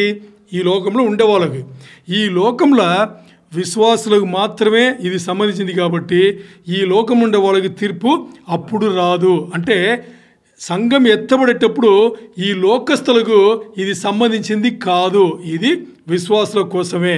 అందుకని ఈ లోకం ఉండే వాళ్ళకి తీర్పు అప్పుడు రాదు. అర్థమైందా? సంఘం మాత్రం ఎత్తబడుతుంది, లోకం అలాగే విడిచిపెట్టబడుతుంది, వాళ్ళపైన ఏ ప్రస్తావన ఉండదు. నాలుగో పాయింట్ వచ్చేసి ఇది సంఘం ఎత్తబడుట అనేది వచ్చేసి వెంటనే జరుగుతుంది. మనకు తెలుసు, వాక్యం చెప్పింది. ఏం చెప్పింది? రెప్పపాటున అనగానే మనకు కొంచెం ఆలస్యం అవడానికి కూడా ఛాన్స్ ఉంది. ఏం తెలుసా? రెప్ప అలా మారడానికి కూడా మనకు తెలుస్తుంది. కొన్ని టైంలో తెలియదు, కొన్ని టైంలో తెలుస్తుంది. ఇంత టైం ర్యాప్చర్ తీసుకోదంట. అందుకే ఇమ్మినెంట్ అనే పదం వాడారు. ఏ పదం వాడారు ఇంగ్లీష్లో? ఇమ్మినెంట్ అంటే ఏంటంటే, ఇప్పుడు రెప్ప కొట్టుకుంటుంది కదా, ఈ రెప్ప కొట్టుకునేది 1 సెకండ్ అనుకుందాం. 1 సెకండ్. ఈ 1 సెకండ్ను 1,00,000 భాగములుగా చేస్తే, మనందరికీ తెలుసు, 1 గంటను 60 భాగం చేస్తే 1 మినిట్ అంటాం, 1 మినిట్ను 60 భాగం చేస్తే 1 సెకండ్ అంటాం. ఈ 1 సెకండ్ను 1,00,000 భాగం, 1,00,00,000 భాగము చేస్తే ఎంత స్పీడ్ అది? ఇక్కడ చెప్పిన ఇమ్మినెంట్కి అదే అర్థం అంట. గ్రీక పదంలో మనం చూసుకున్నాం, ఏదో దీంట్లో చూసుకున్నాం కదా. ఇమ్మినెంట్ అంటే అంత, అంటే ప్రభు రాకడ అంటే ద ర్యాప్చర్, సంఘం ఎత్తబడుట అనేది అంత త్వరగా జరుగుతుందంట. అందుకని చాలామంది అనుకుంటారు, చాలామంది దేవేశ్వరంలో బోధిస్తారు. ఏమని బోధిస్తారు తెలుసా? అంటే ఫస్ట్ బతికిన వాళ్ళు ఎత్తబడరు కదా, మృతి పొందిన వాళ్ళు ఎత్తబడతారు. ఆ మృతి పొందిన వాళ్ళ సమాధి దగ్గర మనం ఉంటే మనం దాన్ని చూడొచ్చు అంటారు. తప్పు అది. అంత టైం అంతా లేదు అది. అంటే ఉదాహరణ చెప్పాలంటే, వాళ్ళు రూపంలో నుండి వెళ్ళారా లేదని కూడా మనకు తెలియదు. ఇప్పుడు 2 ఉన్నారు, విశ్వాసులు ఉన్నారనుకోండి, ఒకడు ఎత్తబడతాడు, ఒకడు ఎత్తబడి ఉంది కదా, అంటే విశ్వాసి ఎత్తబడతాడు, అవిశ్వాసి ఎత్తబడ్డు. ఈ విశ్వాసి ఎత్తబడింది అవిశ్వాసి తెలియదంట. ఈ మట్టి శరీరం కూడా వదలబడుతుంది, మహిమ శరీరం రూపల నుంచి అలాగెళ్ళి ప్రాణాత్మలతో కలిసిపోతుంట. తెలియదంట. చాలామంది ఇలా చెప్తారు, నువ్వు చూడొచ్చులే అంటారు. చూడలేము. అంత స్పీడ్లో ఇమ్మినెంట్ అంటే దాని అర్థం అది. మరి రెండో రాకడ అది జరగముందు చాలా విషయం జరుగుతుంది, చాలా సంఘటనలు జరుగుతుంది. అలాగే ఆ రెండో రాకడలో ఇంకోటి ఏం జరుగుతుందంటే, ప్రతిదీ ఒకటి తర్వాత అన్నీ జరుగుతుంది. ఎన్నో ప్రవచనములు నెరవేర్పుకు రావాలి. ఏంటి? రెండో రాకడ జరగముందు ఎన్నో ప్రవచనములు నెరవేర్పుకు రావాలి. మరి రాకడ ఉంది కదా, ప్రభు రాకడ, ద రాప్చర్, సంఘం ఎత్తబడ్డ, ఏ ప్రవచనం అవసరంలా అలా జరిగిపోతుంది. అందుకనే ఎప్పుడు సిద్ధంగా ఉండాలని చెప్పేది దానికోసమే. అర్థమైందా? తర్వాత అఫెక్ట్స్ బిలీవర్ ఓన్లీ. ఇది విశ్వాసులకు మాత్రమే సంబంధించింది. యేసయ్య రాజ్యంలో యేసయ్యను దేవుడు అని ఎవరు ఒప్పుకున్నారో, యేసయ్య ఇచ్చిన రక్షణను తీసుకుని జీవిస్తున్నారో వాళ్ళకి మాత్రమే సంబంధపడింది. ఇది రెండో రాకడ వచ్చేసి విడవబడిన అంతమందికి సంబంధించింది. ప్రభు రాకడ, ద రాప్చర్ అనేది విశ్వాసులకు మాత్రమే సంబంధించింది. మరి రెండో రాకడ, సెకండ్ కమింగ్ అనేది అంతమందికి, లోకంలో ఆ టైంలో ఉండే అంతమందికి సంబంధించింది. దాని తర్వాత ఈ ప్రభు రాకడ అంటే ద రాప్చర్, సంఘం ఎత్తబడుడా అనేది వచ్చేసి ఎప్పుడంటే దేవుని యొక్క ఉగ్రత ఉంది కదా, అది ఈ భూమిపైన ముందు సంఘం ఎత్తబడుతుంది. మరి ఇక్కడ ఈ రెండో రాకడ అనేది ఎప్పుడు అంటే ఈ దేవుని ఉగ్రత 7 సంవత్సరములు దేవుని ఉగ్రత వచ్చి ఆ ముగింపులో అది ముగించబడుతుంది. ఆ ఉగ్రత అక్కడ ముగించబడుతుంది. మరి ఉగ్రతకు ముందు సంఘం ఎత్తబడుతుంది. రెండు వేరు.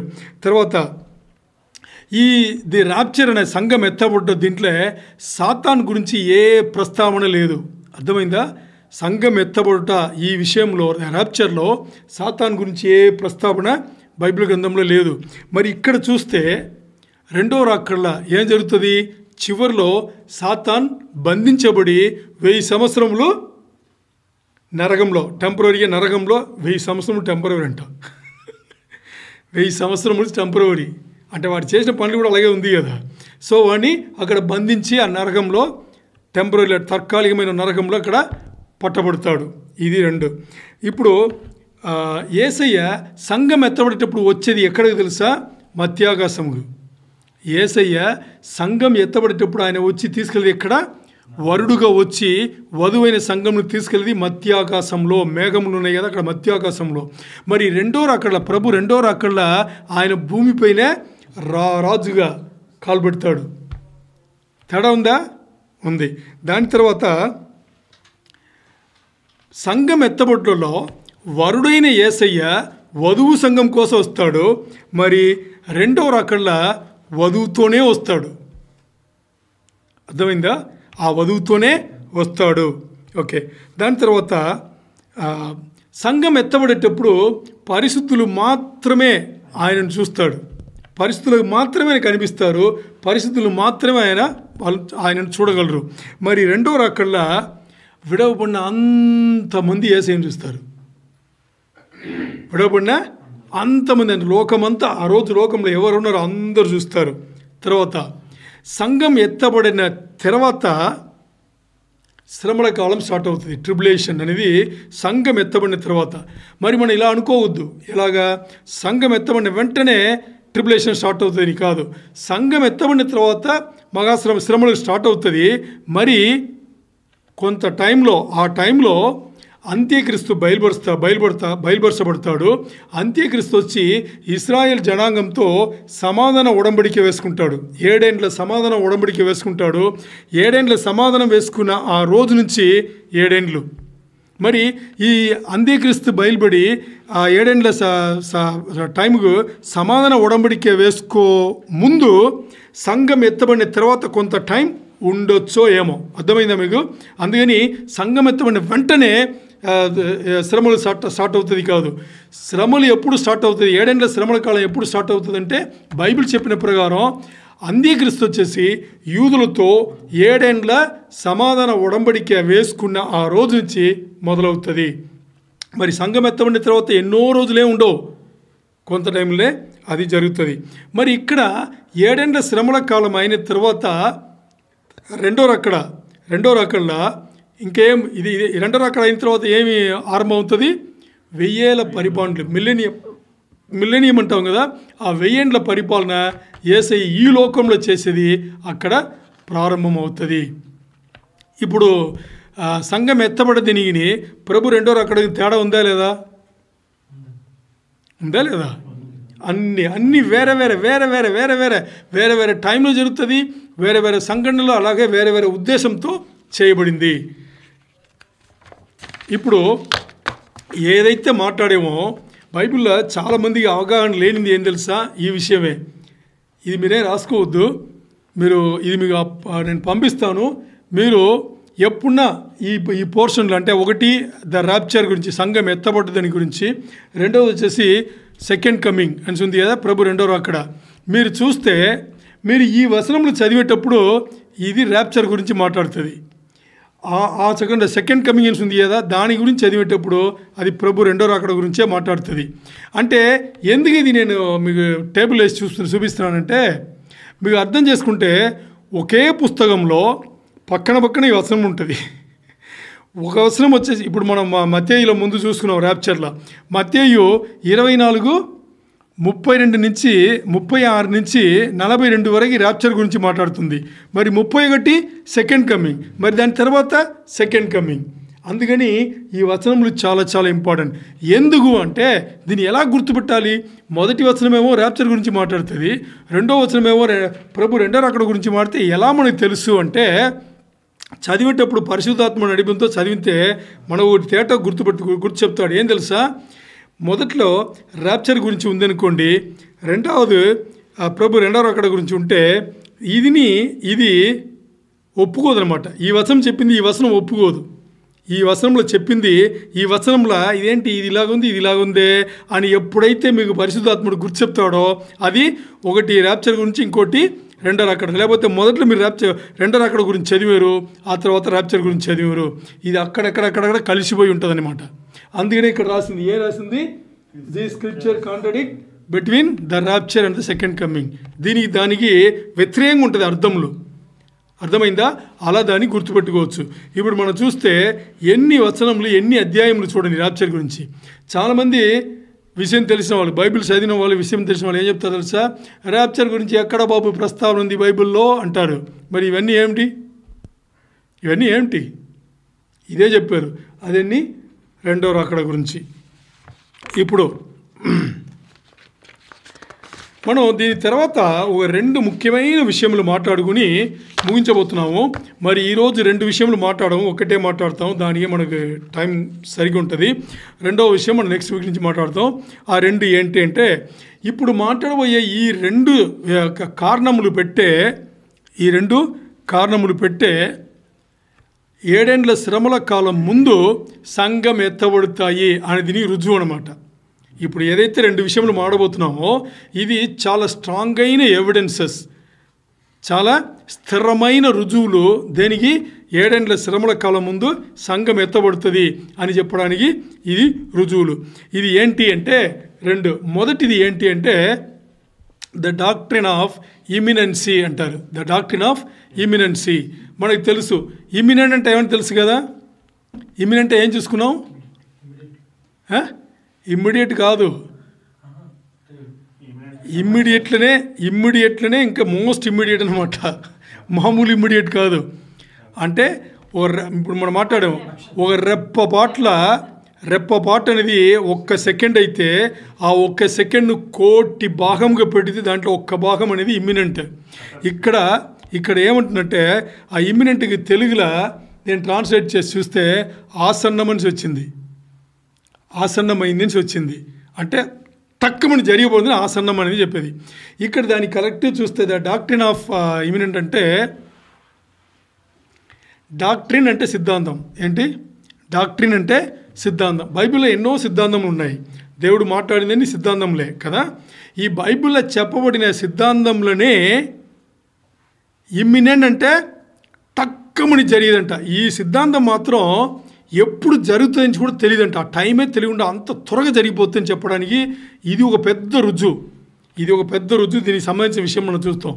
తర్వాత రెండవది రుజువు ఏంటంటే ఇంకా ఇదే బైబిల్ వచ్చేసి ఈ సంఘం ఎత్తబడుట అనేది 7 ఏండ్ల శ్రమల కాలం ముందే ఇది జరిగిపోతుంది అని చెప్పడానికి చాలా బైబిల్ వచనములు మనకు ఉన్నాయి, ఆధారంగా ఉన్నాయి. ఈరోజు మనం చూడబోయేది ఆ మొదటి కారణం మాత్రం. ఏం కారణం చూడబోతున్నాం?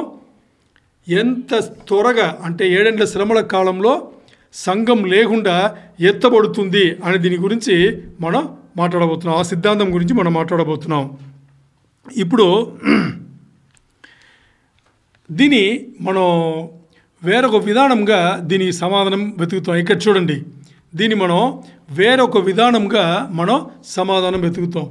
ఎంత త్వరగా బాగా అర్థం చేసుకోండి. ఇక్కడ చూడండి, హలో చూడండి, ఇప్పుడు ఇది ఎంత త్వరగా జరుగుతుంది అని చెప్పడానికి ఆపోజిట్లో వెళ్ళి మన సమాధానం చూస్తాం. ఆపోజిట్లో ఏంటి, ఈ రెండో రాకడ ఎలా జరుగుతుంది అని కొన్ని విషయములు చూస్తే మనకు తెలుస్తుంది. దాని ముందు చూసుకుందాం ఏంటి అని చూస్తే, ఇప్పుడు రెండో రాకడ ముందు 7 ఏళ్ల శ్రమల కాలం కదా. 7 ఏళ్ల శ్రమల కాలం అయిన తర్వాత ప్రభు రెండో రాకడ. 7 ఏళ్ల శ్రమల కాలం ముందు సంఘం ఎత్తబడుట కదా. ఇప్పుడు మనం మాట్లాడబోయేది 7 ఏళ్ల శ్రమల కాలం ముందు సంఘం ఎత్తబడుట అని దీనికి రుజువులు మాట్లాడుతున్నాం. దానికి మనం ఏం ఆడబోతున్నాం అంటే, 7 ఏళ్ల శ్రమల కాలం తర్వాత రెండో రాకడ నుంచి వస్తుంది కదా. ఈ 7 ఏళ్లలో ఏమేమి జరుగుతుందో ఇప్పుడు మనం మాట్లాడుతాము. ఇవన్నీ ఏమి ఉండదు సంఘం ఎత్తబడేటప్పుడు. ఇప్పుడు ఏదైతే రెండో రాకడ ముందు జరగబోతుందో ఇది మనం మాట్లాడతాము. మరి ఇది ఏది కూడా మనకి సంఘం ఎత్తబడే ముందు జరగదు. రెండో రాకడ ముందు ఏమేమి జరుగుతుందని చూస్తే, ముందు సంఘం ఎత్తబడిన తర్వాత దాని తర్వాత జరగబోయే విషయంలో ముందు అంత్యక్రీస్తు బయలుపరచబడాలి. అంత్యక్రీస్తు తనవే బయలుపడతాడు అంటే నేనే ఇంక మీద నిజమైన క్రీస్తు, మీరు చూస్తున్న క్రీస్తు నేనే అని చెప్పేసి బయలుపడతాడు. ఎలా బయలుపడతాడు? దానికి పెద్ద కథ ఉంది. 3 రోజులు చంపేస్తారు వాడిని. వాడు పెద్ద రాజు, చంపేస్తారు. 3 రోజులు అలాగే పడి ఉంటాడు. 3వ రోజు మరి లేస్తాడు. సాతాను వాడిని లేపి 3వ రోజు లేపి నేనే నిజమైన క్రీస్తు అని చెప్పమంటాడు. చెప్పి అప్పుడు ఏం చేస్తాడు, ఈ లోకం మొత్తానికి ఒక రాజు అవుతాడు. ఎన్నో రాజులు ఉంటారు, ఈ ఒక్క రాజు అవుతాడు. ఈ వర్తమానం ఒకరోజు మనం తేటగా చూసుకుందాం. సో లోకం అంతటికి రాజు అయ్యి ఒక్క రాజు అవుతాడు. అంటే రాజకీయ వ్యవస్థను అన్నిటినీ రూపలు పట్టిన అన్ని రాజులు రూపలు పట్టుకుని ఒక్క రాజు అవుతాడు. అందరి పైన రాజు అవుతాడు. ఈ లోకంలో అన్ని దేశాలు ఉండే ఆర్థిక వ్యవస్థ, ఫైనాన్షియల్ ఏరియా ఉంది కదా, దాన్ని వీడి గుప్పట్లో పెట్టుకుంటాడు. ఈ రెండు వాడి కింద ఉంటుంది అన్నమాట. సో ఈ టైంలో దీనికన్నా ముందు వాడిని చంపేస్తారు. వాడు ఒక దేశానికి రాజు అయి ఉంటాడు. చంపేస్తారు. చంపి 3 రోజులు అలాగే పడి ఉంటాడు. 3వ రోజు అందరూ మీడియా చూసేటప్పుడే లేస్తాడు. అందరికీ తెలుస్తుంది. ఎందుకంటే అందరి దగ్గర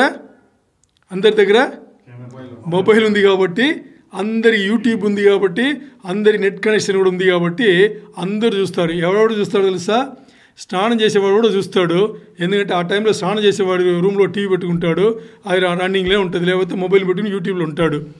ఇంకా వేరే దీనికి 1, 2 వెళ్తారు కదా, దాంట్లో కూర్చోప్పుడు కూడా చూస్తారు. ఈరోజు కూడా మన వాళ్ళు ఉన్నారు చాలామంది, అక్కడ వెళ్ళి కూడా మొబైల్ చూసేవాళ్ళు. ఆ రోజు ఇంకా ఎక్కువ పెరుగుతుంది. అందరూ చూసేటప్పుడు లేస్తాడు, నేనే నిజమైన క్రీస్తు అని చెప్పేసి.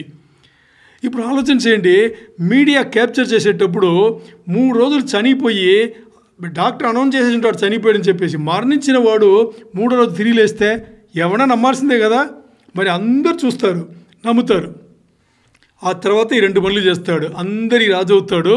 ఆర్థిక వ్యవస్థలు అన్నీ తీసుకొచ్చి ఆయన గుప్పట్లో పెట్టుకుని ఇప్పుడు ఏం చేస్తాడు, ఇస్రాయేల్తో అంటే అందరూ ఒప్పుకుంటారు. ఎవరు? అందరూ ఒప్పుకుంటారు వీడే దేవుడిని, వీడే నిజమైన క్రీస్తుని. ఎందుకంటే వాడి పనులన్నీ అలా ఉంటుంది. మరి 2 గుంపులు ఒప్పుకోదు. మనకు తెలుసు, ఓ గుంపు సంఘం ముందే వెళ్ళిపోయింది, ఇక్కడ లేదు కదా, ముందే వెళ్ళిపోయింది. మరి ఇంకో గుంపు ఎవరు? ఇస్రాయేల్. వీళ్ళు ఒప్పుకోరు.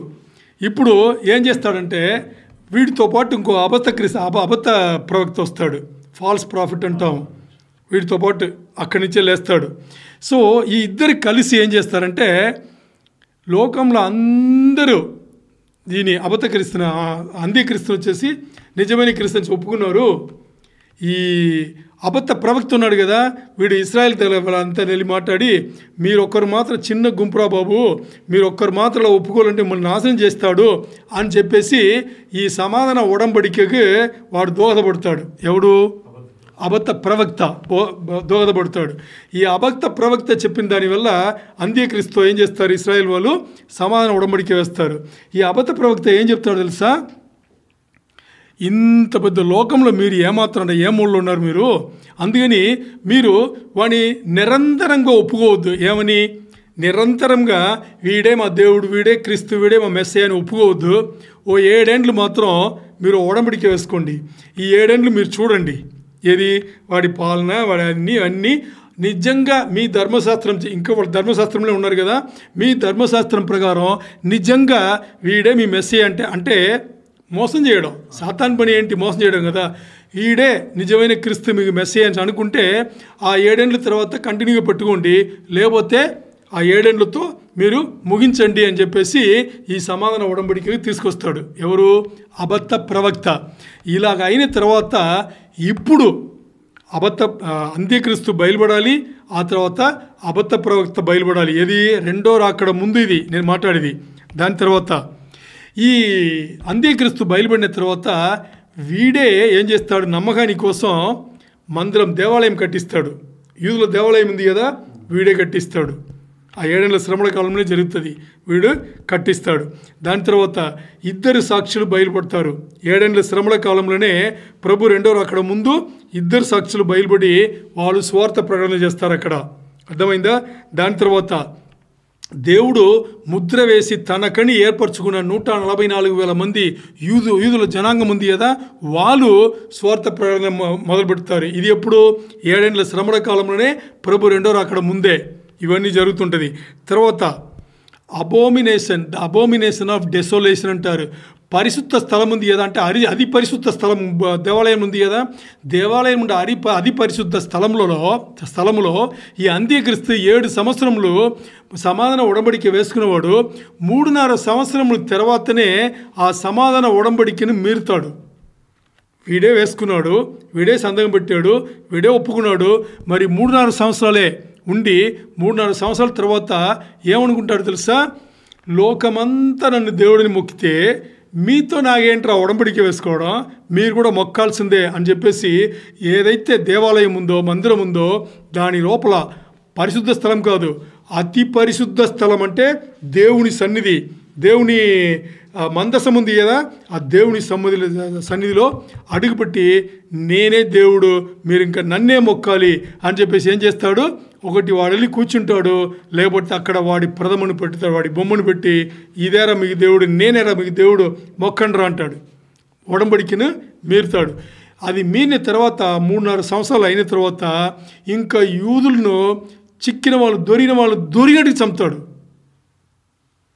అందుకనే మీకు మత్తయి 24 చదివితే యేసయ్య చెప్పింటాడు, పారిపోండి అంటాడు. ఆ రోజు ఏ రోజు?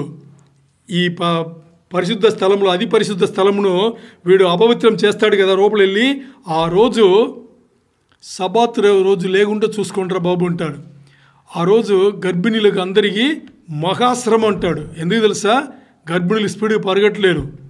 సబాత్ రోజు అయితే అనుకోండి, అంటే ఆ విశ్రాంతి దినం అనుకోండి, విశ్రాంతి దినంలో ఏ పని చేయకూడదు కదా, అంటే పరిగెట్టకూడదంట, అది కూడా చేయకూడదు. ఆ రోజు లేకుండా ప్రార్థన చేయండి రా బాబు అని చెప్పేసి యేసయ్య అప్పుడు చెప్తాడనమాట. అర్థమైందా? అది అంటే ఇది 7 ఏళ్ల శ్రమల కాలం ముందే. ఇంకేం జరగాలి? 7 బూరలు ద 7 ట్రంపట్ ఉంది కదా, 7 బూరలు మృగోగాలి. ఏమంటారు? మ్రోగాలి. తర్వాత 7 ముద్రలు విప్పబడాలి. తర్వాత 7 పాత్రల తీర్పు ఈ లోకం పైన, పాత్రల తీర్పు ఈ లోకముకు రావాలి. అంటే 7 బూరలు ఊదేటప్పుడు, 7 బూరలు ఊదేటప్పుడు, 7వ బూర ఊదేటప్పుడు 7 ముద్రలు విప్పబడుతుంది. అర్థమైంది? 7వ బూర ఆ టైంలో 7 ముద్రలకు 7వ ముద్ర విప్పబడేటప్పుడు 7 పాత్రలు తెరవబడుతుంది. ఇవన్నీ దేవుని ఉగ్రత ఈ లోకం పైన వచ్చేది. ఏంటి? దేవుని యొక్క ఉగ్రత, అంత్యక్రీస్తు కాదు, సాతానిది కాదు, దేవుని ఉగ్రత. దీని ముందు ఇది అయిన తర్వాత ఇంకేం జరుగుతుంది? ఆ తర్వాత ప్రభు రెండో అక్కడ 7 ఏళ్ల శ్రమల కాలం ఇవన్నీ జరుగుతుంది. దాని తర్వాత యేసయ్య వచ్చేది. ఇక్కడ చూసారా, యేసయ్య ప్రభు రెండో అక్కడ ఇమ్మినెంట్ అనే పదం వాడలా. ఎందుకు? వెంటనే జరుగుతున్న పదం వాడలా. ఎందుకు అంటే ఇన్ని జరిగితే దాని తర్వాత యేసయ్య రెండో అక్కడ కదా. దీనికి ఈ యేసయ్య రెండో అక్కడికి సంబంధించి ఎన్నో ప్రవచనములు ఉన్నాయి. ఎన్నో ప్రవచనములు ఉన్నాయి. అవన్నీ నెరవేర్పు వస్తే కానీ యేసయ్య రారు. మరి ఇవన్నీ చెప్పే మనకు ర్యాప్చర్ సంఘం ఎత్తబడ్డ గురించి ఇలాంటి ప్రస్తావన అస్సలు లేవు, ఏమీ లేవు. ఏ ప్రవచనం కూడా నెరవేర్పు రావాల్సిన అవసరం లేదు. ఎవరు కూడా సంఘం ఎత్తబడ్డ గురించి ప్రవచనం కూడా చెయ్యలేదు. అందుకనే ఆ పదం ఇమ్మినెంట్ అనేది అంత ఎప్పుడనే తెలియదో టక్కమని జరిగిపోతుంది. ఎవరికి అది జరుగుతుందో వాళ్ళకు కూడా తెలియదు. చాలామంది చెప్తారు యేసయ్య ఏ టైంలో వస్తాడని తెలియదు, అందుకని నైట్ కూడా నిద్రపోగంటారు. అంటే పగలు ఎనివే నిద్రపోం కాబట్టి ప్రాబ్లం లేదు, చూసేస్తారంట. నైట్ నిద్రపోయేటప్పుడు ఆయన వచ్చి తీసుకెళ్ళిపోతే మనం నిద్రలో ఉంటామని. తప్పుడు పోదు, అది మనకు తెలియదు. మీరు నిద్ర ఉన్నా తెలియదు, మీరు బతికినా అంటే పగలు రోజు మీరు ఏదైనా డ్యూటీలో ఉన్నా కూడా మీకు తెలియడానికి ఛాన్సే లేదు. అంత స్పీడ్గా అది జరుగుతుంది అన్నమాట. ఇప్పుడు ఒక వర్షం చూసుకుందాం. ప్రకటన 16:15 చూడండి. ఆ సంఘం ఎత్తబడుట అనేది ఎలా వస్తుందని చూద్దాం. ప్రకటన 16:15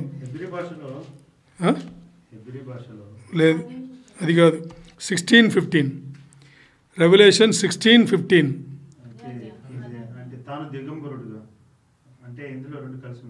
సరే చదవండి. ఉండండి, మొదలు చెప్పండి. హెబ్రీ భాషలో హార్మగెద్దోనును చోటుకు వారిని పోగు చేశాను. ఇదిగో ఇక్కడి నుంచి మనం మాట్లాడేది ఇక్కడి నుంచి. ఇదిగో నేను దొంగ వలె వస్తున్నాను అంటే ఎవరు చెప్తున్నారు? యేసయ్య చెప్తున్నాడు. ఇదిగో నేను దొంగ వలె వస్తున్నాను. తాను దిగంబరుడుగా సంచరించుచున్నందున జనులు తన దిశమలను చూతురేమో అని మెలుకుగా ఉండి తన వస్త్రమును కాపాడుకునేవాడు ధన్యుడు. ఇక్కడ దిగంబరులు అని చెప్పబడింది కదా. ఈ దిగంబరులను ఎవరిని చెప్పబడింది తెలుసా? దేనికోసం చెప్పబడింది తెలుసా? దిగంబరులు అంటే మనకు తెలుసు. దిగంబరులు అంటే ఏం చెప్తాం? వస్త్రం లేకుండా, బట్టలు లేకుండా అస్సలు అలా ఉంటే వాళ్ళని దిగంబరులు అని చెప్తాం. ఇది దేనికోసం చెప్పబడిందంటే యేసయ్య దొంగలాగా వస్తాడు అని ఆయన్నే చెప్పాడు. అంటే దొంగ అనగానే మనకు ఏ దొంగలు గుర్తొస్తాడు? దొంగ అనగానే ఏ దొంగ గుర్తొస్తాడు? గజ దొంగ. మనకు దొంగలు గుర్తొచ్చేదని మనకు సంబంధించిన దొంగలు కదా. ఎందుకంటే మనమే దొంగలు కాబట్టి మనకు అలాంటిదే గుర్తొస్తుంది. మరి ఇక్కడ మాట్లాడిన దొంగ మనం దీని ముందు ఎప్పుడో మనం ధ్యానించుకున్నాం. ఏమని? బైబిల్ పట్టణంలో ధ్యానించుకున్నాం. బైబిల్ పట్టణంలో ఇస్రాయెల్ యూదా సంస్కృతిలో పెళ్లి కొడుకు పెళ్లి కూతుర్ని నిశ్చయం చేసిన తర్వాత బెట్రోతలు అయిన తర్వాత ఏ టైం అన్నా కానీ వెళ్ళి, అంటే తండ్రి చెబితే ఏ టైం అన్నా కానీ తండ్రి చెప్పగానే వెళ్ళి తీసుకొచ్చేయాలి. అది పగలవచ్చు, నైట్ అవ్వచ్చు. అప్పుడు దానికి అక్కడ సాధు విషయంగా ఏం చెప్పబడిందంటే ఆ పెళ్లి కొడుకు తండ్రి చెప్పగానే వెళ్తాడు కదా, అది వాళ్ళకి దొంగలాగా అనిపిస్తుందంట. అంటే వాళ్ళకి చెప్పాల్సిన అవసరం లేదంట, వెళ్ళి తన ఇష్ట ప్రకారం తీసుకొచ్చేవచ్చంట. దాని ముందు ఎంతో టైం ముందు వచ్చేసి బెట్రోతలు చేసిన నిశ్చితార్థం అనేది దాని ముందు చేసి దానికోసమే. దానికి పోలీసు చాలా విషయంగా చెప్పబడింది కాబట్టి యేసయ్య వెనుక దొంగంచి చెప్పలేదు. ఈ అవిశ్వాసం చదివేటప్పుడు మీ దేవుడే దొంగని ఒప్పుకున్నాడు అని చెప్తారు దీన్ని చదివేసి. వాళ్ళకి ఏం తెలుసు? ఈ ప్రకటన 16:15 మన ఈ వచనం చదువుకున్నాము. దీంట్లో దిగంబరులు అని చెప్పబడింది. ఈ దిగంబరులు ఎవరు అంటే ఈ వస్త్రాలు లేని వాళ్ళు, పేదవాళ్ళు అని కాదు. దానికి అర్థం ఏంటంటే ఆయన వచ్చేటప్పుడు యేసయ్య వచ్చేటప్పుడు బాగా అర్థం చేసుకోండి. ఆయన ఇక్కడ చూస్తాడు కదా, ఇక్కడ చూసేటప్పుడు ఎవరైతే ఇప్పుడు దిగంబరులు అంటే వస్త్రాలు లేవు. మరి ఇక్కడ వస్త్రాల గురించి కూడా చెప్పబడింది. ఇదే వస్త్రంలో వస్త్రాల గురించి చెప్పబడింది. ఈ వస్త్రములు ఏంటంటే దేవునిలో చేసే నీతి కార్యములు. ఇది దేవునిలో మనం చేసే, దేవునిలో మన బతికే ఆ నీతి సంబంధమైన విషయములు, నీతి కార్యములు, వస్త్రములు చెప్పబడింది. ఇక్కడ మీరు అందరూ ఈ వస్త్రములు లేకుండా దిగంబరులుగా ఉన్నారు అని అర్థమైందా? దిగంబరులు అంటే నార్మల్గా మనం వేసుకున్న బట్టలు, ఈ వస్త్రాలు కాదు. మనం దేవుడు చెప్పిన వాక్యానుసారమైన జీవితం జీవించి ఆ జీవితంలో దేవుడు చెప్పిన రీతిలో నీతి కార్యములు చేసి ఉంటే అంటే రైచియస్నెస్ అంటాం కదా, హోలీనెస్ అండ్ రైచియస్నెస్, అలాంటి జీవితం కలిగిన వాళ్ళను ఆ వస్త్రాలను మీరు ధరించుకుండాలి. అది అలా ఉండేటప్పుడు నేను వచ్చి ఏం చేస్తాను, దొంగ వలె వచ్చి మిమ్మల్ని తీసుకెళ్ళిపోతాను అని చెప్పేసి ఆయన ఇక్కడ చెప్పినాడనమాట. ఇది మీకు మనకు అర్థమవ్వాలి. ఇది అర్థమైతే ఆ యూదా సంస్కృతి వాళ్ళ పెళ్లి సంస్కృతి అర్థమైతే మనకి ఇది అర్థమవుతుంది. అలా లేని వాళ్ళు వచ్చేసి అలా లేని వాళ్ళు మరి సిగ్గుపడే సిచ్యువేషన్ వస్తుంది అని చెప్పేసి ఇక్కడ రాయబడింది. తర్వాత ఇక్కడ మీకు ముందు ఒక చార్ట్ ఉంది, దీంతో అయిపోతుంది. ఈ చార్ట్లో చూడండి, మొదటిగా మనకు ఇక్కడ యాంటిక్రిస్ట్ రివీల్డ్ ఉంది కదా. ఇక్కడ అంత్యక్రీస్తు రివీల్ చేయబడ్డాడు అంటే ఇది రెండో రాకడ గురించి మనం మాట్లాడుతున్నాం. 7 ఏళ్ల శ్రమల కాలం రెండో రాకడ గురించి మనం మాట్లాడుతున్నాం. అంత్యక్రీస్తు ఇక్కడ బయలుపడుతున్నాడు. అంత్యక్రీస్తు బయలుపడిన తర్వాత ఏం చేస్తాడు, ఇశ్రాయేల్ జనాంగంతో సమాధాన ఉడంబడికే వేసుకున్న తర్వాత అక్కడ వాళ్ళకి వాడే గుడి కట్టిస్తాడు, మందిరం దేవాలయం కట్టించిన తర్వాత బాగా అర్థం చేసుకోండి, 7 ఏళ్ల శ్రమల కాలం స్టార్ట్ అయింది. మందిరం కట్టించాడు కదా, 7 ఏళ్ల శ్రమల కాలం స్టార్ట్ అయ్యి సమాధాన ఉడంబడికి వేసుకున్న తర్వాత 1260 రోజులు 1260 డేస్కి తర్వాత అంటే 3.5 సంవత్సరములు. 3.5 సంవత్సరములు మధ్యలో సమాధాన ఉడంబడికిన వారు ఏం చేస్తున్నాడు, మీరు ఏం చేస్తాడంటే గుడి లోపల అంటే మందిరం లోపల వాడే వెళ్ళి నేనే దేవుడు అని చెప్పేసి ఒకటి వాడన కూర్చుంటాడు, లేకపోతే వాడి ప్రథమను నన్ను నిలుపుతాడు. అక్కడ నిలిపి ఇంకా ఇదే దేవుడు, నేనే దేవుడు, నన్ను మొక్కండి అని చెప్పేసి దాంతో ఆగకుండా ఏం చేస్తాడంటే ఇశ్రాయేల్ జనాంగం యూదులు అంతవరకు ధర్మశాస్త్రం ప్రకారం దేవాలయంలో చేసిన ఆ బలి అర్పణలు ఆ ప్రార్థనలు అన్నీ ఆపేసి వాణ్ణి మాత్రమే దేవునిగా మొక్కమని చెప్తాడు. దానే అబోమినేషన్ ఆఫ్ డెసోలేషన్ అంటే అతి పరిశుద్ధ స్థలం వచ్చేసి అపవిత్రం చేయడం. ఆ రోజు నుంచి ఇంకా 1260 డేస్ 1260 రోజులు అంటే ఇంకో 3.5 సంవత్సరములు తర్వాత రారాజు దిగి వస్తాడు. ఇది రెండో రాకడ.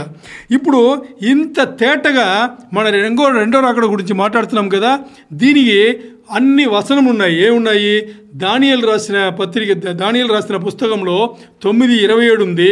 దానియేలు రాసిన పుస్తకంలో 12వ అధ్యాయంలో 11-12 వచనం ఉంది.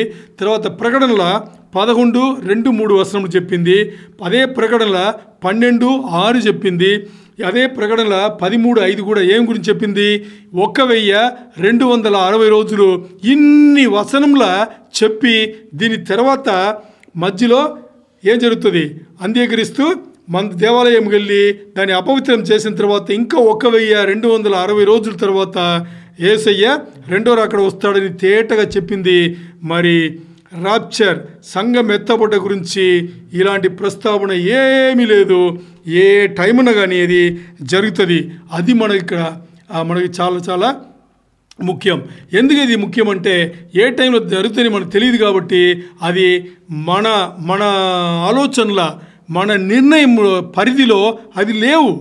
అందుకని ఆ యూదా సంస్కృతిలో పెళ్లి కూతురు ఎప్పుడు పెళ్లి కొడుకు వస్తాడో నన్ను తీసుకెళ్తాడని ఎప్పుడు సిద్ధంగా ఉండాలంట. అంటే నైట్ అయినా కానీ పగలనా కానీ. అంటే వాళ్ళు ఏం చేసిందా, దిగంబరులు అంటే నార్మల్గా మనం వేసుకున్న బట్టలు ఈ వస్త్రాలు కాదు. మనం దేవుడు చెప్పిన వాక్యానుసారమైన జీవితం జీవించి ఆ జీవితంలో దేవుడు చెప్పిన రీతిలో నీతి కార్యములు చేసి ఉంటే అంటే రైచియస్నెస్ అంటాం కదా, హోలీనెస్ అండ్ రైచియస్నెస్, అలాంటి జీవితం కలిగిన వాళ్ళను ఆ వస్త్రాలను మీరు ధరించుకుండాలి. అది అలా ఉండేటప్పుడు నేను వచ్చి ఏం చేస్తాను, దొంగ వలె వచ్చి మిమ్మల్ని తీసుకెళ్ళిపోతాను అని చెప్పేసి ఆయన ఇక్కడ చెప్పినాడనమాట. ఇది మీకు మనకు అర్థమవ్వాలి. ఇది అర్థమైతే ఆ యూదా సంస్కృతి వాళ్ళ పెళ్లి సంస్కృతి అర్థమైతే మనకి ఇది అర్థమవుతుంది. అలా లేని వాళ్ళు వచ్చేసి అలా లేని వాళ్ళు మరి సిగ్గుపడే సిచ్యువేషన్ వస్తుంది అని చెప్పేసి ఇక్కడ రాయబడింది. తర్వాత ఇక్కడ మీకు ముందు ఒక చార్ట్ ఉంది, దీంతో అయిపోతుంది. ఈ చార్ట్లో చూడండి, మొదటిగా మనకు ఇక్కడ అంత్యక్రీస్తు యాంటిక్రిస్ట్ రివీల్డ్ అని ఉంది కదా. ఇక్కడ అంత్యక్రీస్తు రివీల్ చేయబడ్డాడు అంటే ఇది రెండో రాకడ గురించి మనం మాట్లాడుతున్నాం. 7 ఏళ్ల శ్రమల కాలం రెండో రాకడ గురించి మనం మాట్లాడుతున్నాం. అంత్యక్రీస్తు ఇక్కడ బయలుపడుతున్నాడు. అంత్యక్రీస్తు బయలుపడిన తర్వాత ఏం చేస్తాడు? ఇశ్రాయేల్ జనాంగంతో సమాధాన ఉడంబడికే వేసుకున్న తర్వాత అక్కడ వాళ్ళకి వాడే గుడి కట్టిస్తాడు, మందిరం దేవాలయం కట్టిస్తాడు. కట్టించిన తర్వాత బాగా అర్థం చేసుకోండి, 7 ఏళ్ల శ్రమల కాలం స్టార్ట్ అయింది. మందిరం కట్టించాడు కదా, 7 ఏళ్ల శ్రమల కాలం స్టార్ట్ అయ్యి సమాధాన ఉడంబడికి వేసుకున్న తర్వాత 1260 రోజులు 1260 డేస్కి తర్వాత అంటే 3.5 సంవత్సరములు. 3.5 సంవత్సరములు మధ్యలో సమాధాన ఉడంబడికిన వారు ఏం చేస్తున్నాడు? మీరు ఏం చేస్తాడంటే గుడి లోపల అంటే మందిరం లోపల వాడే వెళ్ళి నేనే దేవుడు అని చెప్పేసి ఒకటి వాడన కూర్చుంటాడు, లేకపోతే వాడి ప్రథమను నన్ను నిలుపుతాడు. అక్కడ నిలిపి ఇంకా ఇదే దేవుడు, నేనే దేవుడు, నన్ను మొక్కండి అని చెప్పేసి దాంతో ఆగకుండా ఏం చేస్తాడంటే ఇశ్రాయేల్ జనాంగం యూదులు అంతవరకు ధర్మశాస్త్రం ప్రకారం దేవాలయంలో చేసిన ఆ బలి అర్పణలు ఆ ప్రార్థనలు అన్నీ ఆపేసి వాణ్ణి మాత్రమే దేవునిగా మొక్కమని చెప్తాడు. దానే అబోమినేషన్ ఆఫ్ డెసోలేషన్ అంటే అతి పరిశుద్ధ స్థలం వచ్చేసి అపవిత్రం చేయడం. ఆ రోజు నుంచి ఇంకా 1260 డేస్ 1260 రోజులు అంటే ఇంకో 3.5 సంవత్సరములు తర్వాత రారాజు దిగి వస్తాడు. ఇది రెండో రాకడ. ఇప్పుడు ఇంత తేటగా మన రెండో రాకడ గురించి మాట్లాడుతున్నాం కదా, దీనికి అన్ని వచనములు ఉన్నాయి. ఏమున్నాయి? దానియేలు రాసిన పుస్తకంలో 9:27 ఉంది. దానియేలు రాసిన పుస్తకంలో 12వ అధ్యాయంలో 11-12 వచనం ఉంది. తర్వాత ప్రకటనల 11:2-3 వచనములు చెప్పింది. అదే ప్రకటనల 12:6 చెప్పింది. అదే ప్రకటనల 13:5 కూడా ఏం గురించి చెప్పింది? 1260 రోజులు ఇన్ని వచనముల చెప్పి దీని తర్వాత మధ్యలో ఏం జరుగుతుంది? అంత్యక్రీస్తు దేవాలయం వెళ్ళి దాన్ని అపవిత్రం చేసిన తర్వాత ఇంకా 1260 రోజుల తర్వాత యేసయ్య రెండో రాకడ వస్తాడని తేటగా చెప్పింది. మరి రాప్చర్ సంఘం ఎత్తబడ్డ గురించి ఇలాంటి ప్రస్తావన ఏమీ లేదు. ఏ టైమున కానీ అది జరుగుతుంది. అది మనకి చాలా చాలా ముఖ్యం. ఎందుకు ఇది ముఖ్యం అంటే ఏ టైంలో జరుగుతుందని మనకు తెలియదు కాబట్టి అది మన ఆలోచనల మన నిర్ణయం పరిధిలో అది లేవు. అందుకని యూదా సంస్కృతిలో పెళ్ళికూతురు ఎప్పుడు పెళ్ళికొడుకు వస్తాడో నన్ను తీసుకెళ్తాడని ఎప్పుడు సిద్ధంగా ఉండాలంట. అంటే నైట్ అయినా కానీ పగలన్నా కానీ. అంటే వాళ్ళు ఏం చేసి ఉండాలి? పగలంతా ఎలా ఉంటారో రెడీగా ఉంటారు, నైట్ పడుకోబోయే ముందు కూడా రెడీ అయ్యి ఆ తర్వాత పడుకోవాలి. ఎందుకంటే ఏ టైం వచ్చి లేపుతాడని ఎవరికి తెలుసు. అలాగే ఈరోజు అదే యూదా సంస్కృతి గురించి పెట్టి మనకు నేర్పుతున్నాడు. పరిశుద్ధులైన మీరు, నీతిమంతులైన మీరు దేవుని వాక్యానుసారమైన జీవితం జీవించి దేవుని నీతి క్రియలు ఆయన చెప్పిన రీతిలో చేసి ఈ లోకమును గెలిచి యేసయ్య పోలికలో మీరు జీవించిన వాళ్ళు ఎప్పుడు సిద్ధంగా ఉండండి. అంటే దాని అర్థం ఏంటంటే ఎప్పుడు కూడా వాక్యానుసారమైన జీవితం జీవించి యేసయ్య చెప్పినట్టుగా నీతి కార్యములు అనే వస్త్రం ధరించుకుని సిద్ధంగా ఉండండి. మధ్యాకాశముకి రారాజు ఎప్పుడు వస్తాడో తెలియదు, ప్రభు ఎప్పుడు వస్తాడో, యేసుక్రీస్తు ఎప్పుడు వస్తాడో తెలియదు. ఏ క్షణం వచ్చినా కానీ మనం లేపబడి తీసుకెళ్ళేట్టుగా సిద్ధపాటు కలిగి ఉండండి అని చెప్పేసి ఈరోజు దేవుడు మనకి వర్తమానం ఇచ్చున్నాడు. Praise the Lord. హల్లెలూయా.